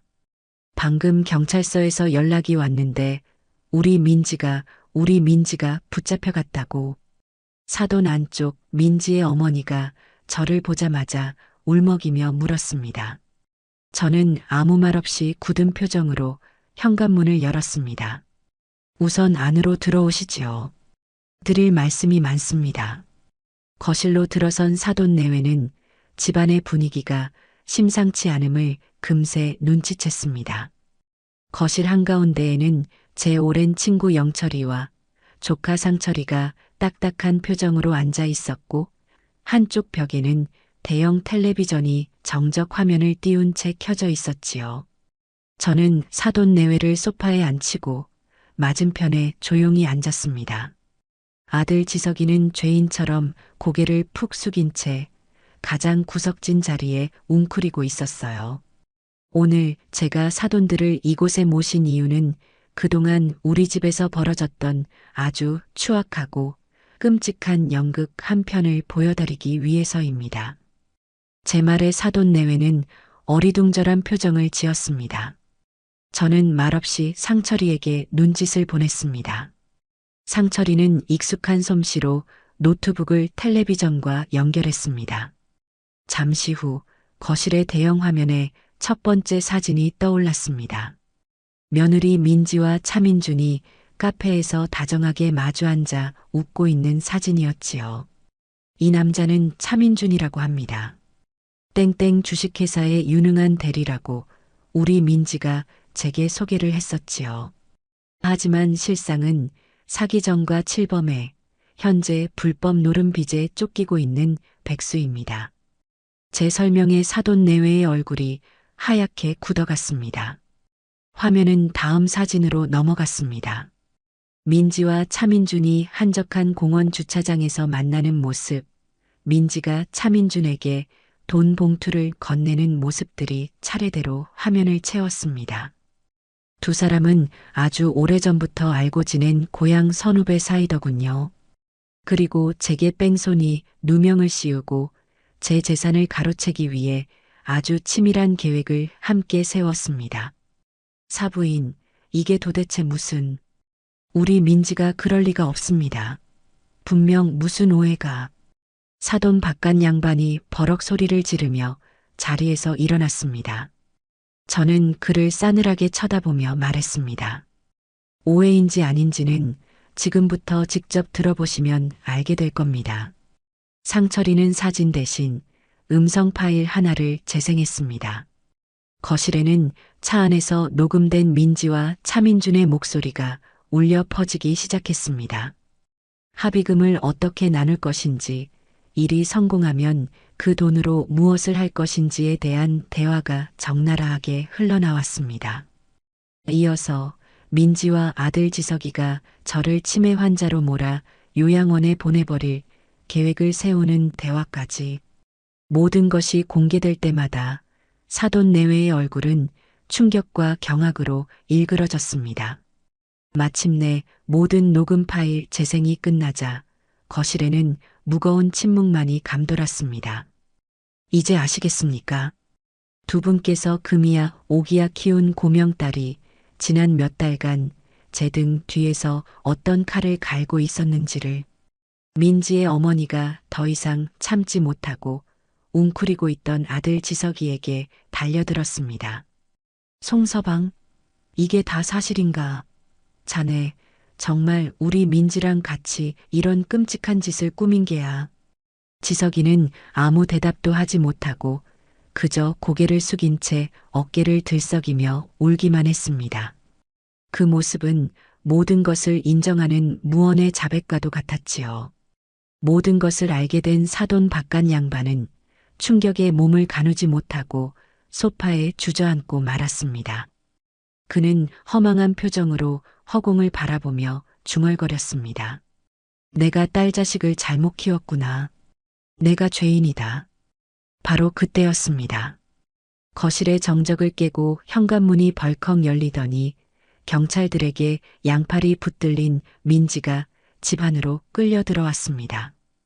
아마도 영철이가 미리 손을 써둔 모양이었습니다. 민지는 부모님의 얼굴을 보자마자 이성을 잃고 발악하기 시작했습니다. 아빠, 엄마, 나 아니야. 저 할망구가 나한테 누명 씌우는 거야. 저것들 전부 다 거짓말이라고. 하지만 민지의 부모님은 딸의 얼굴을 차마 마주보지 못하고 고개를 돌려버렸습니다. 모든 증거 앞에서 그 어떤 변명도 통하지 않는다는 것을 깨달은 것이지요. 민지는 마지막 희망을 걸고 울고 있는 지석이에게 달려들려 했습니다. 여보, 당신이라도 말 좀 해봐. 우리가 그런 거 아니잖아. 응, 어서 아니라고 말해. 하지만 지석이는 끝내 고개를 들지 않았습니다. 그 순간 민지의 눈에 서렸던 마지막 희망의 불씨마저 꺼져버리는 것을 저는 똑똑히 보았습니다. 민지는 모든 것을 포기한 사람처럼 그 자리에 주저앉아 허탈하게 웃기 시작했습니다. 그 웃음소리가 지옥에서 울려 퍼지는 악마의 소리처럼 거실을 섬뜩하게 채웠습니다. 저는 조용히 자리에서 일어나 민지의 부모님 앞에 섰습니다. 오늘 제가 보여드린 이 연극 잘 보셨습니까? 이제 이 모든 것을 어떻게 마무리 지을지는 사돈들께서 결정하셔야 할 겁니다. 법적으로 그리고 도의적으로 두 분의 딸이 저지른 죗값을 어떻게 치르게 할 것인지 오늘 밤 안에 결정해서 제게 알려주십시오. 만약 내일 아침까지 아무런 연락이 없다면 저는 제 방식대로 모든 것을 처리할 겁니다. 자비는 없을 겁니다. 제 말을 끝으로 영철이는 경찰들에게 눈짓을 보냈습니다. 경찰들은 허물어진 인형처럼 주저앉아 있는 민지를 일으켜 집 밖으로 끌고 나갔습니다. 지옥 같았던 가족 식사는 그렇게 막을 내렸습니다. 그날 밤 저희 집에는 저와 아들 지석이 단둘만이 남았습니다. 사돈 내외는 망연자실한 표정으로 아무 말 없이 돌아갔고 영철이와 상철이도 제게 뒷일은 걱정 말라며 자리를 떴습니다. 집안에는 숨막히는 정적만이 흘렀습니다. 저는 소파에 앉아 눈을 감았고 아들은 거실 바닥에 무릎을 꿇고 앉아 있었습니다. 얼마나 시간이 흘렀을까요? 아들이 마침내 기어들어가는 목소리로 제게 말을 걸어왔습니다. 어머니, 제가 정말 죽을 죄를 지었습니다. 저는 눈을 뜨지 않은 채 차갑게 대꾸했습니다. 이제 와서 그 말이 무슨 소용이냐? 정말 죄송합니다. 저는 민지가 그렇게까지 할 줄은 몰랐습니다. 그냥 사업빚이 너무 힘들어서 민지가 어머니 재산을 담보로 대출만 조금 받으면 된다고 해서 그래서 내 어미를 정신병자로 몰아 재산을 빼앗으려는 계획에 동참했다? 내 입으로 그게 말이 된다고 생각하느냐? 제 목소리에는 일말의 온기도 남아있지 않았습니다. 아들은 더 이상 변명하지 못하고 바닥에 머리를 박고 통곡하기 시작했습니다. 잘못했습니다, 어머니. 제가 정말 잘못했습니다. 제발 한 번만 용서해 주십시오. 네, 어머니. 아들은 제 발치에 매달려 어린아이처럼 울며 용서를 빌었습니다. 하지만 제 마음은 얼어붙은 강물처럼 조금도 흔들리지 않았습니다. 저는 조용히 눈을 뜨고 바닥에 엎드린 아들을 내려다보았습니다. 그리고는 제 인생에서 가장 잔인하고 가장 차가운 말을 내뱉었습니다. 나는 이제 네 어머니가 아니다. 네. 아들은 제 말을 이해하지 못하겠다는 듯 눈물 젖은 얼굴로 저를 올려다보았습니다. 오늘부로 너와 나는 모자간의 연을 끊는다. 나는 더 이상 너를 내 아들이라고 생각하지 않을 것이고 너 또한 나를 어머니라고 부를 자격이 없다. 너는 그저 내 인생을 망치려 했던 아내의 공범일 뿐이야. 어머니, 제발 그러지 마세요. 제가 다 잘못했어요.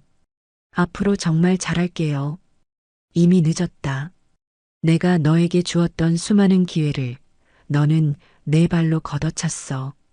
이제 와서 후회한들 무슨 소용이 있겠니? 이건 네가 선택한 결과다.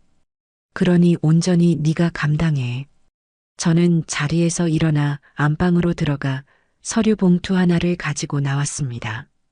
그리고는 아들의 눈앞에 그 서류를 던졌습니다. 그동안 내 사업 자금으로 빌려갔던 돈, 총 5억이다. 이건 내가 너에게 호의로 준 돈이 아니라 엄연히 빌려준 돈이라는 차용증이다.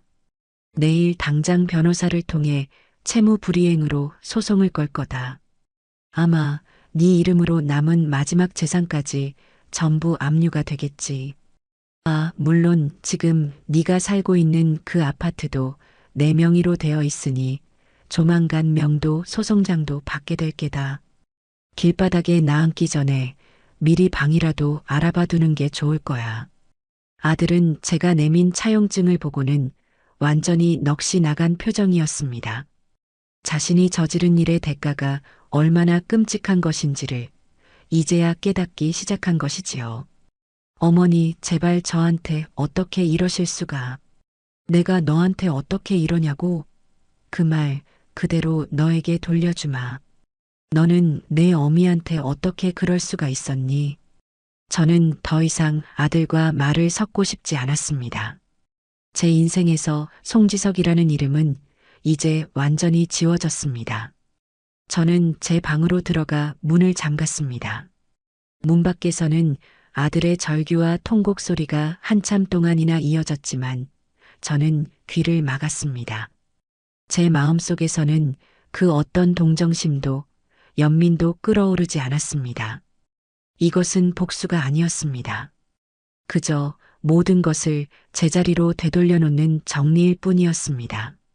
다음 날 아침 저는 변호사를 만나 민지와 지석이에 대한 법적인 절차를 모두 위임했습니다. 민지에 대해서는 사기, 무고, 협박 등 가능한 모든 죄목을 적용해 최고 형량을 받게 해달라고 요청했습니다. 물론 합의나 선처는 일절 없을 것이라고 못 박았지요. 그리고 아들 지석이에 대해서는 차용증을 근거로 한 채무불이행 소송과 아파트 명도 소송을 즉시 진행해 달라고 했습니다. 변호사는 제 단호한 태도에 조금 놀란 눈치였지만 이내 제 뜻에 따라 모든 일을 신속하게 처리하겠다고 약속했습니다. 제 인생을 좀먹던 암세포를 드디어 도려내기 시작한 겁니다. 모든 법적인 절차를 변호사에게 위임한 뒤 저는 제 일상으로 돌아왔습니다. 하지만 제 복수는 아직 끝나지 않았습니다. 암세포는 뿌리까지 완전히 뽑아내야 재발하지 않는 법이지요. 저는 조카 상철이에게 며느리 이민지의 과거를 좀 더 깊이 파헤쳐 달라고 부탁했습니다. 분명 이런 끔찍한 일을 벌인 것이 이번이 처음은 아닐 것이라는 확신이 들었기 때문입니다. 그리고 제 예상은 역시나 틀리지 않았습니다. 며칠 뒤 상철이는 놀라운 사실을 알아내어 제게 보고했습니다. 민지는 결혼 전에도 비슷한 수법으로 여러 남자들에게 사기를 쳤던 전적이 있었습니다. 부유한 집안의 자제인 척 접근해 돈을 뜯어내거나 거짓 임신을 핑계로 거액의 합의금을 받아내기도 했더군요. 하지만 그때마다 민지의 부모가 나서서 피해자들에게 돈을 물어주며 사건을 무마시켰던 것이었습니다. 그들은 딸의 잘못을 바로잡아줄 생각은 하지 않고 그저 돈으로 덮기에만 급급했던 겁니다. 그러니 민지가 괴물로 자라난 것은 어쩌면 당연한 결과였을지도 모릅니다. 저는 상철이가 찾아낸 모든 증거 자료, 과거 피해자들의 진술서와 금융거래 내역 등을 정리해 검찰에 추가 증거로 제출했습니다. 민지의 이번 범행이 초범이 아닌 상습적인 사기 행각의 연장선이라는 것을 증명하기 위해서였습니다. 제 추가 증거는 재판에 아주 결정적인 영향을 미쳤습니다. 검사는 민지의 죄질이 매우 불량하고 재범의 위험성이 높다며 법정 최고형을 구형했습니다. 그동안 아들 지석이는 하루가 멀다 하고 저희 집 문 앞에서 저를 기다렸습니다. 하지만 저는 단 한 번도 문을 열어주지 않았습니다. 아들은 문 밖에서 몇 시간이고 저를 부르다, 울다, 지쳐서 돌아가곤 했습니다. 며칠 뒤 법원에서 보낸 아파트 명도 소송장이 아들에게 전달되었습니다. 한 달 안에 집을 비우지 않으면 강제 집행에 들어가겠다는 최후 통첩이었지요. 모든 것을 잃게 될 위기에 처하자 아들은 거의 이성을 잃고 제 집 현관문을 부술듯이 두드리며 소리쳤습니다. 어머니, 문 좀 열어보세요. 제가 정말 다 잘못했어요. 이렇게 저를 버리시면 어떡해요. 제가 어떻게 살라고. 저는 인터폰 화면으로 아들의 비참한 모습을 가만히 지켜보았습니다. 예전 같았으면 당장이라도 달려나가 아들을 끌어안고 함께 울었을지도 모릅니다. 하지만 지금의 제게 화면 속의 저 남자는 그저 낯선 사람일 뿐이었습니다. 저는 조용히 경비실에 연락해 낯선 사람이 집 앞에서 소란을 피우니 처리해 달라고 요청했습니다. 잠시 후 경비원들에게 양팔이 붙들려 끌려나가는 아들의 모습을 보며 저는 조용히 인터폰을 껐습니다. 며칠 뒤에는 사돈내외가 다시 저를 찾아왔습니다. 그들의 얼굴은 그 사이 10년은 더 늙어 보였습니다. 그들은 제 앞에 무릎을 꿇고 눈물로 호소했습니다. 사부인 저희가 다 잘못했습니다. 저희가 딸 자식을 잘못 키운 죄입니다. 제발 우리 민지 좀 선처해 주십시오. 저희가 가진 재산을 다 팔아서라도 사부인께 죗값을 치르겠습니다. 네. 저는 차가운 눈으로 그들을 내려다보았습니다. 두 분께서 지금 하실 일은 제게 용서를 비는 것이 아닙니다. 두 분의 딸이 과거에 저질렀던 죄악들을 먼저 수습하시는 것이 순서일 겁니다. 따님 때문에 인생을 망친 다른 피해자들에게 지금처럼 무릎 꿇고 사죄하세요. 돈으로 그들의 상처를 덮을 수 있다고 생각하지 마시고요. 만약 그렇게 하신다면 저 역시 두 분의 진심을 조금은 고려해 볼지도 모르지요. 제 말은 사실상 거절이었습니다. 그들이 과거의 잘못을 수습하는 것은 불가능에 가까운 일이라는 것을 잘 알았기 때문입니다. 사돈 내외는 제 단호한 태도에 더 이상 아무 말도 하지 못하고 망연자실한 표정으로 자리에서 일어났습니다. 그리고 두 분께서는 따님이 왜 저 같은 늙은이를 범행 대상으로 삼았는지 아십니까? 저는 돌아가려는 그들을 붙잡고 마지막 말을 건넸습니다. 제가 만만해 보였기 때문입니다. 힘없고 홀로 사는 늙은이니까 조금만 겁주고 구슬리면 쉽게 넘어올 거라고 생각했던 거지요. 하지만 두 분의 딸은 틀렸습니다. 저는 약하지 않아요. 그리고 이 세상에 그 어떤 어머니도 결코 약하지 않습니다. 자식을 위해 평생을 희생한 그 인고의 세월이 어머니를 세상 그 누구보다 강하게 만들기 때문입니다. 따님은 바로 그 사실을 몰랐던 겁니다. 제 말을 끝으로 사돈 내외는 고개를 푹 숙인 채 도망치듯 저희 집을 빠져나갔습니다. 저는 그들의 뒷모습을 보며 이 길고 지독했던 싸움이 드디어 끝나가고 있음을 직감했습니다. 이제 남은 것은 법의 심판을 기다리는 일뿐이었습니다. 그 지옥 같았던 밤이 지나고 제 삶에는 기이한 평온이 찾아왔습니다. 폭풍이 휩쓸고 간 뒤의 고요함이라고 할까요? 제 인생을 좀먹던 두 암세포는 이제 법의 심판대와 제 소나기 안에서 각각의 운명을 기다리고 있었고 저는 그저 제 일상을 묵묵히 살아갈 뿐이었습니다. 아침에 일어나 정원의 화초에 물을 주고 직접 내린 향긋한 커피를 마시며 신문을 읽었습니다. 예전에는 신문을 봐도 온통 아들 사업 걱정, 며느리 눈치 보기에 제대로 눈에 들어오는 것 하나 없었는데 이제는 세상 돌아가는 소식이 하나하나 흥미롭게 읽혔습니다. 오롯이 저 자신에게만 집중할 수 있는 시간이 십수년 만에 처음으로 주어진 것 같았어요. 물론 그 평온을 깨려는 시도가 없었던 것은 아닙니다. 구치소에 수감된 민지에게서는 거의 매일같이 편지가 날아왔습니다. 처음 몇 통은 뜯어보지도 않고 찢어버렸지만 그 집요함에 못 이겨 하루는 봉투를 뜯어 내용을 확인해 보았습니다. 편지지는 온통 눈물 자국으로 얼룩져 있었고 그 안에는 후회와 반성 대신 교묘한 변명과 동정심을 유발하려는 얄팍한 수작질만이 가득했습니다. 어머님, 제가 정말 죽을 죄를 지었습니다. 하지만 어머님도 아시지 않습니까? 제가 얼마나 지석 씨를 사랑했는지를요. 무너져가는 지석 씨의 사업을 보며 제가 잠시 눈이 멀었던 것 같습니다. 이 모든 것은 다 지석 씨를 위한 마음에서 비롯된 어리석은 행동이었습니다. 그리고 차민준, 그 나쁜 놈이 옆에서 저를 계속 부추겼습니다. 저도 그놈에게 속은 피해자입니다. 어머님. 부디 어머님의 그 넓은 아량으로 저를 한 번만 용서해 주십시오. 평생 어머님의 종이 되어 속죄하며 살겠습니다. 기가 막혀서 웃음이 나왔습니다.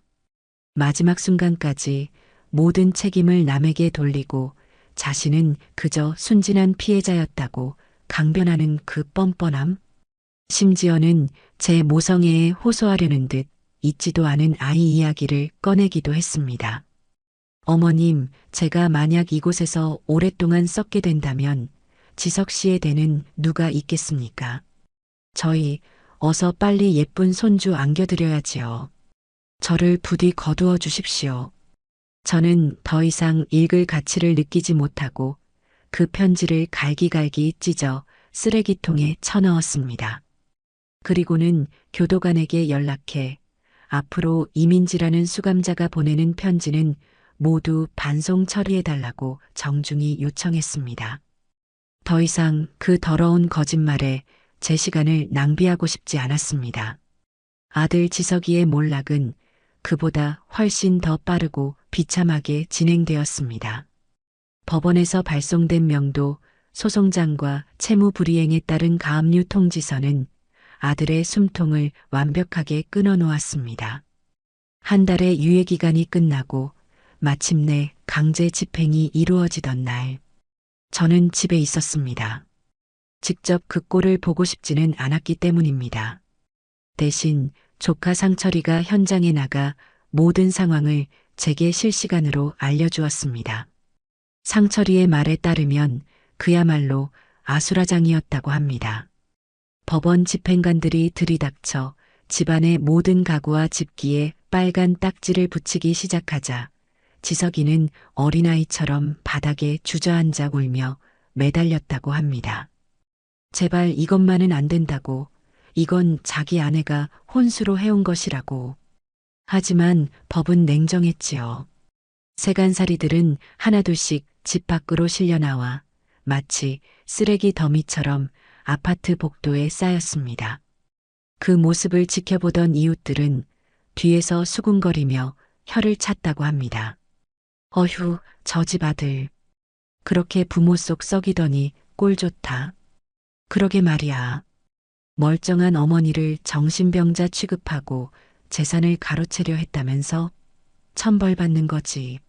한때는 동네에서 가장 예의 바르고 번듯한 청년으로 칭찬이 자자했던 제 아들은 이제 손가락질 받는 페르나로 전락해버린 겁니다. 모든 짐이 밖으로 내보내지고 텅 빈 집에서 쫓겨난 지석이는 한참 동안이나 그 자리를 떠나지 못하고 망연자실한 표정으로 서 있었다고 합니다. 그 많던 친구들과 지인들 중 그 누구도 아들의 곁에 남아주지 않았습니다. 탐욕이라는 성에 갇혀 스스로를 고립시킨 자의 최후는 그렇게나 외롭고 비참했습니다.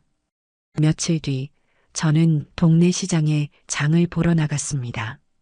제가 모습을 드러내자 저를 알아본 상인들과 이웃들이 웅성거리기 시작했습니다.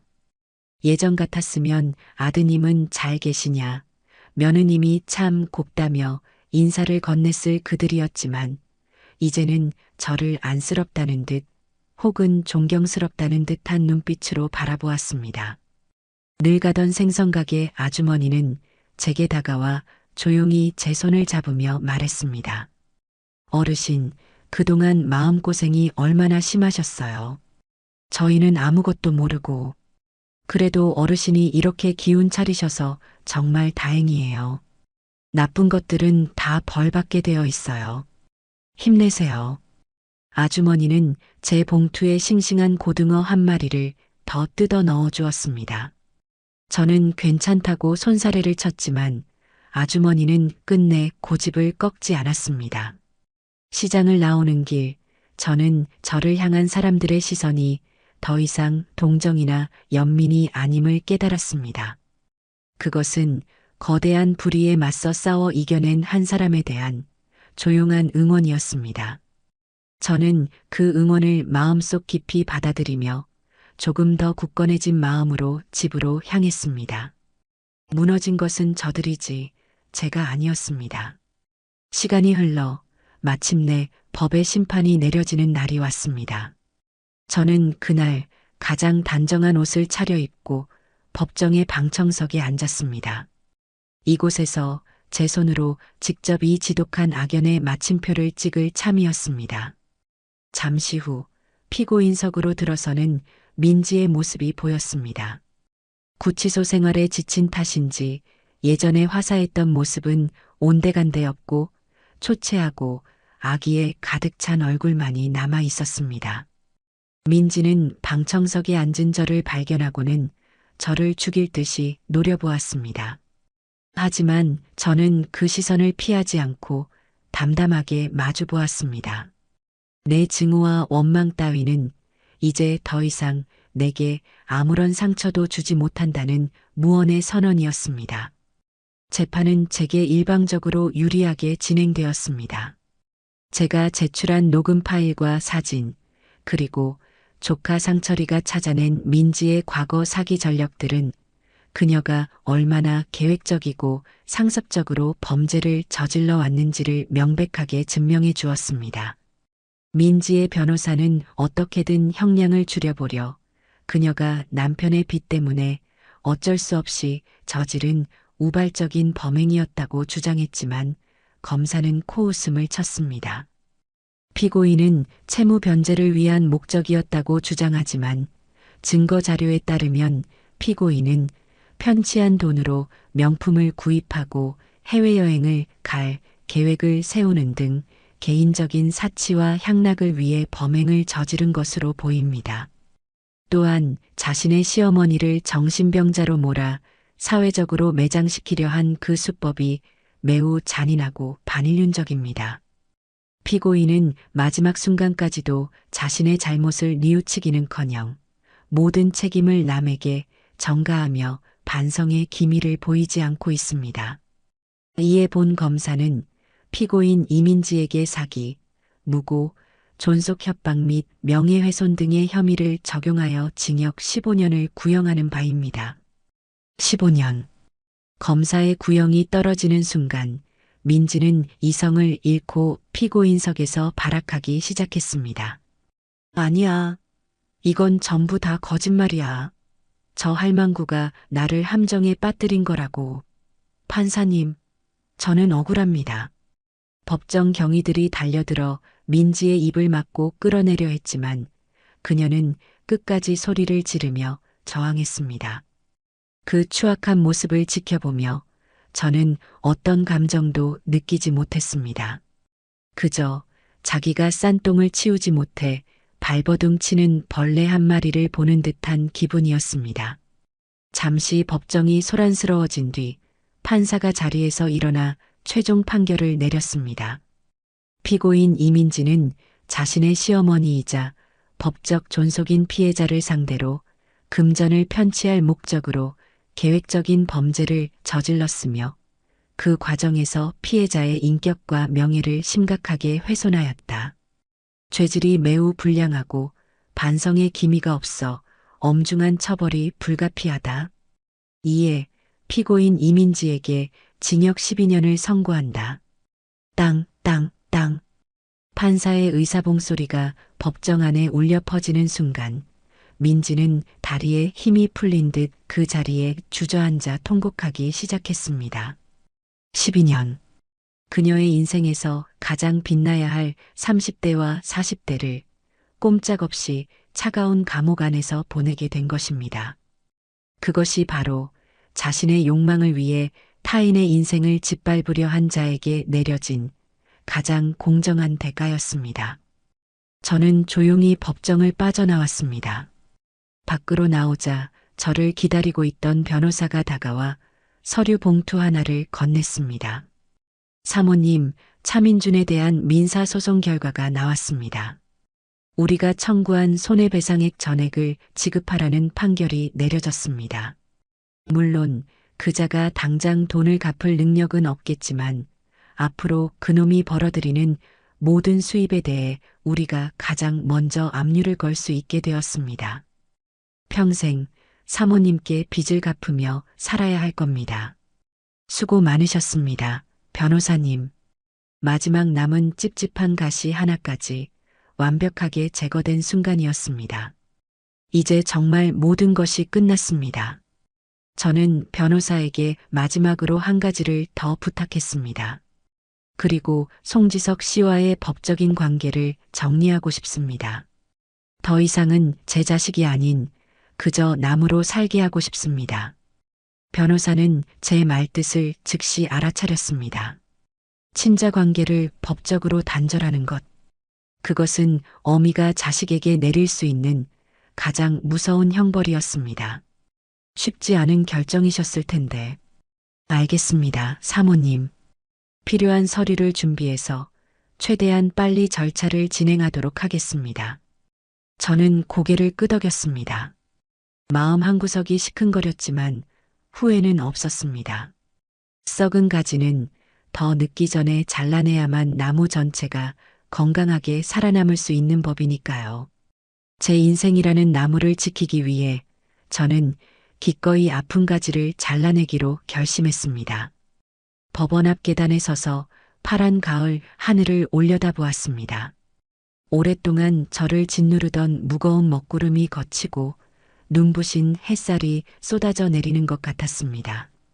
모든 법적인 절차가 마무리된 며칠 뒤, 저는 아주 특별한 저녁 식사를 준비했습니다. 이 길고 외로운 싸움에서 제 곁을 묵묵히 지켜준 두 사람을 위한 자리였습니다. 퇴직 형사 친구인 박영철과 든든한 조카 상철이.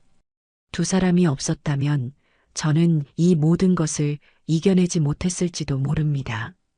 저는 오랜만에 실력 발휘를 해 갈비찜과 잡채, 손수 빚은 만두까지 푸짐하게 한 상을 차려냈습니다. 이야, 교장 선생님. 이게 얼마 만에 받아보는 진수성찬이요. 아주 임금님 수라상도 부럽지 않구만. 영철이는 너털 웃음을 터뜨리며 가장 큰 갈빗대 하나를 집어들었습니다. 상철이 역시 뭐가 그리 좋은지 싱글벙글 웃으며 제게 술잔을 채워 올렸지요. 이모, 정말 고생 많으셨어요. 이제 두 발 뻗고 편히 주무세요. 고생은 너희들이 했지. 니들이 아니었으면 나는 지금쯤 아마 요양원 침대에 누워 창밖만 하염없이 바라보고 있었을 게다. 에이, 무슨 말씀을요? 이모가 어떤 분인데요? 저희가 없었어도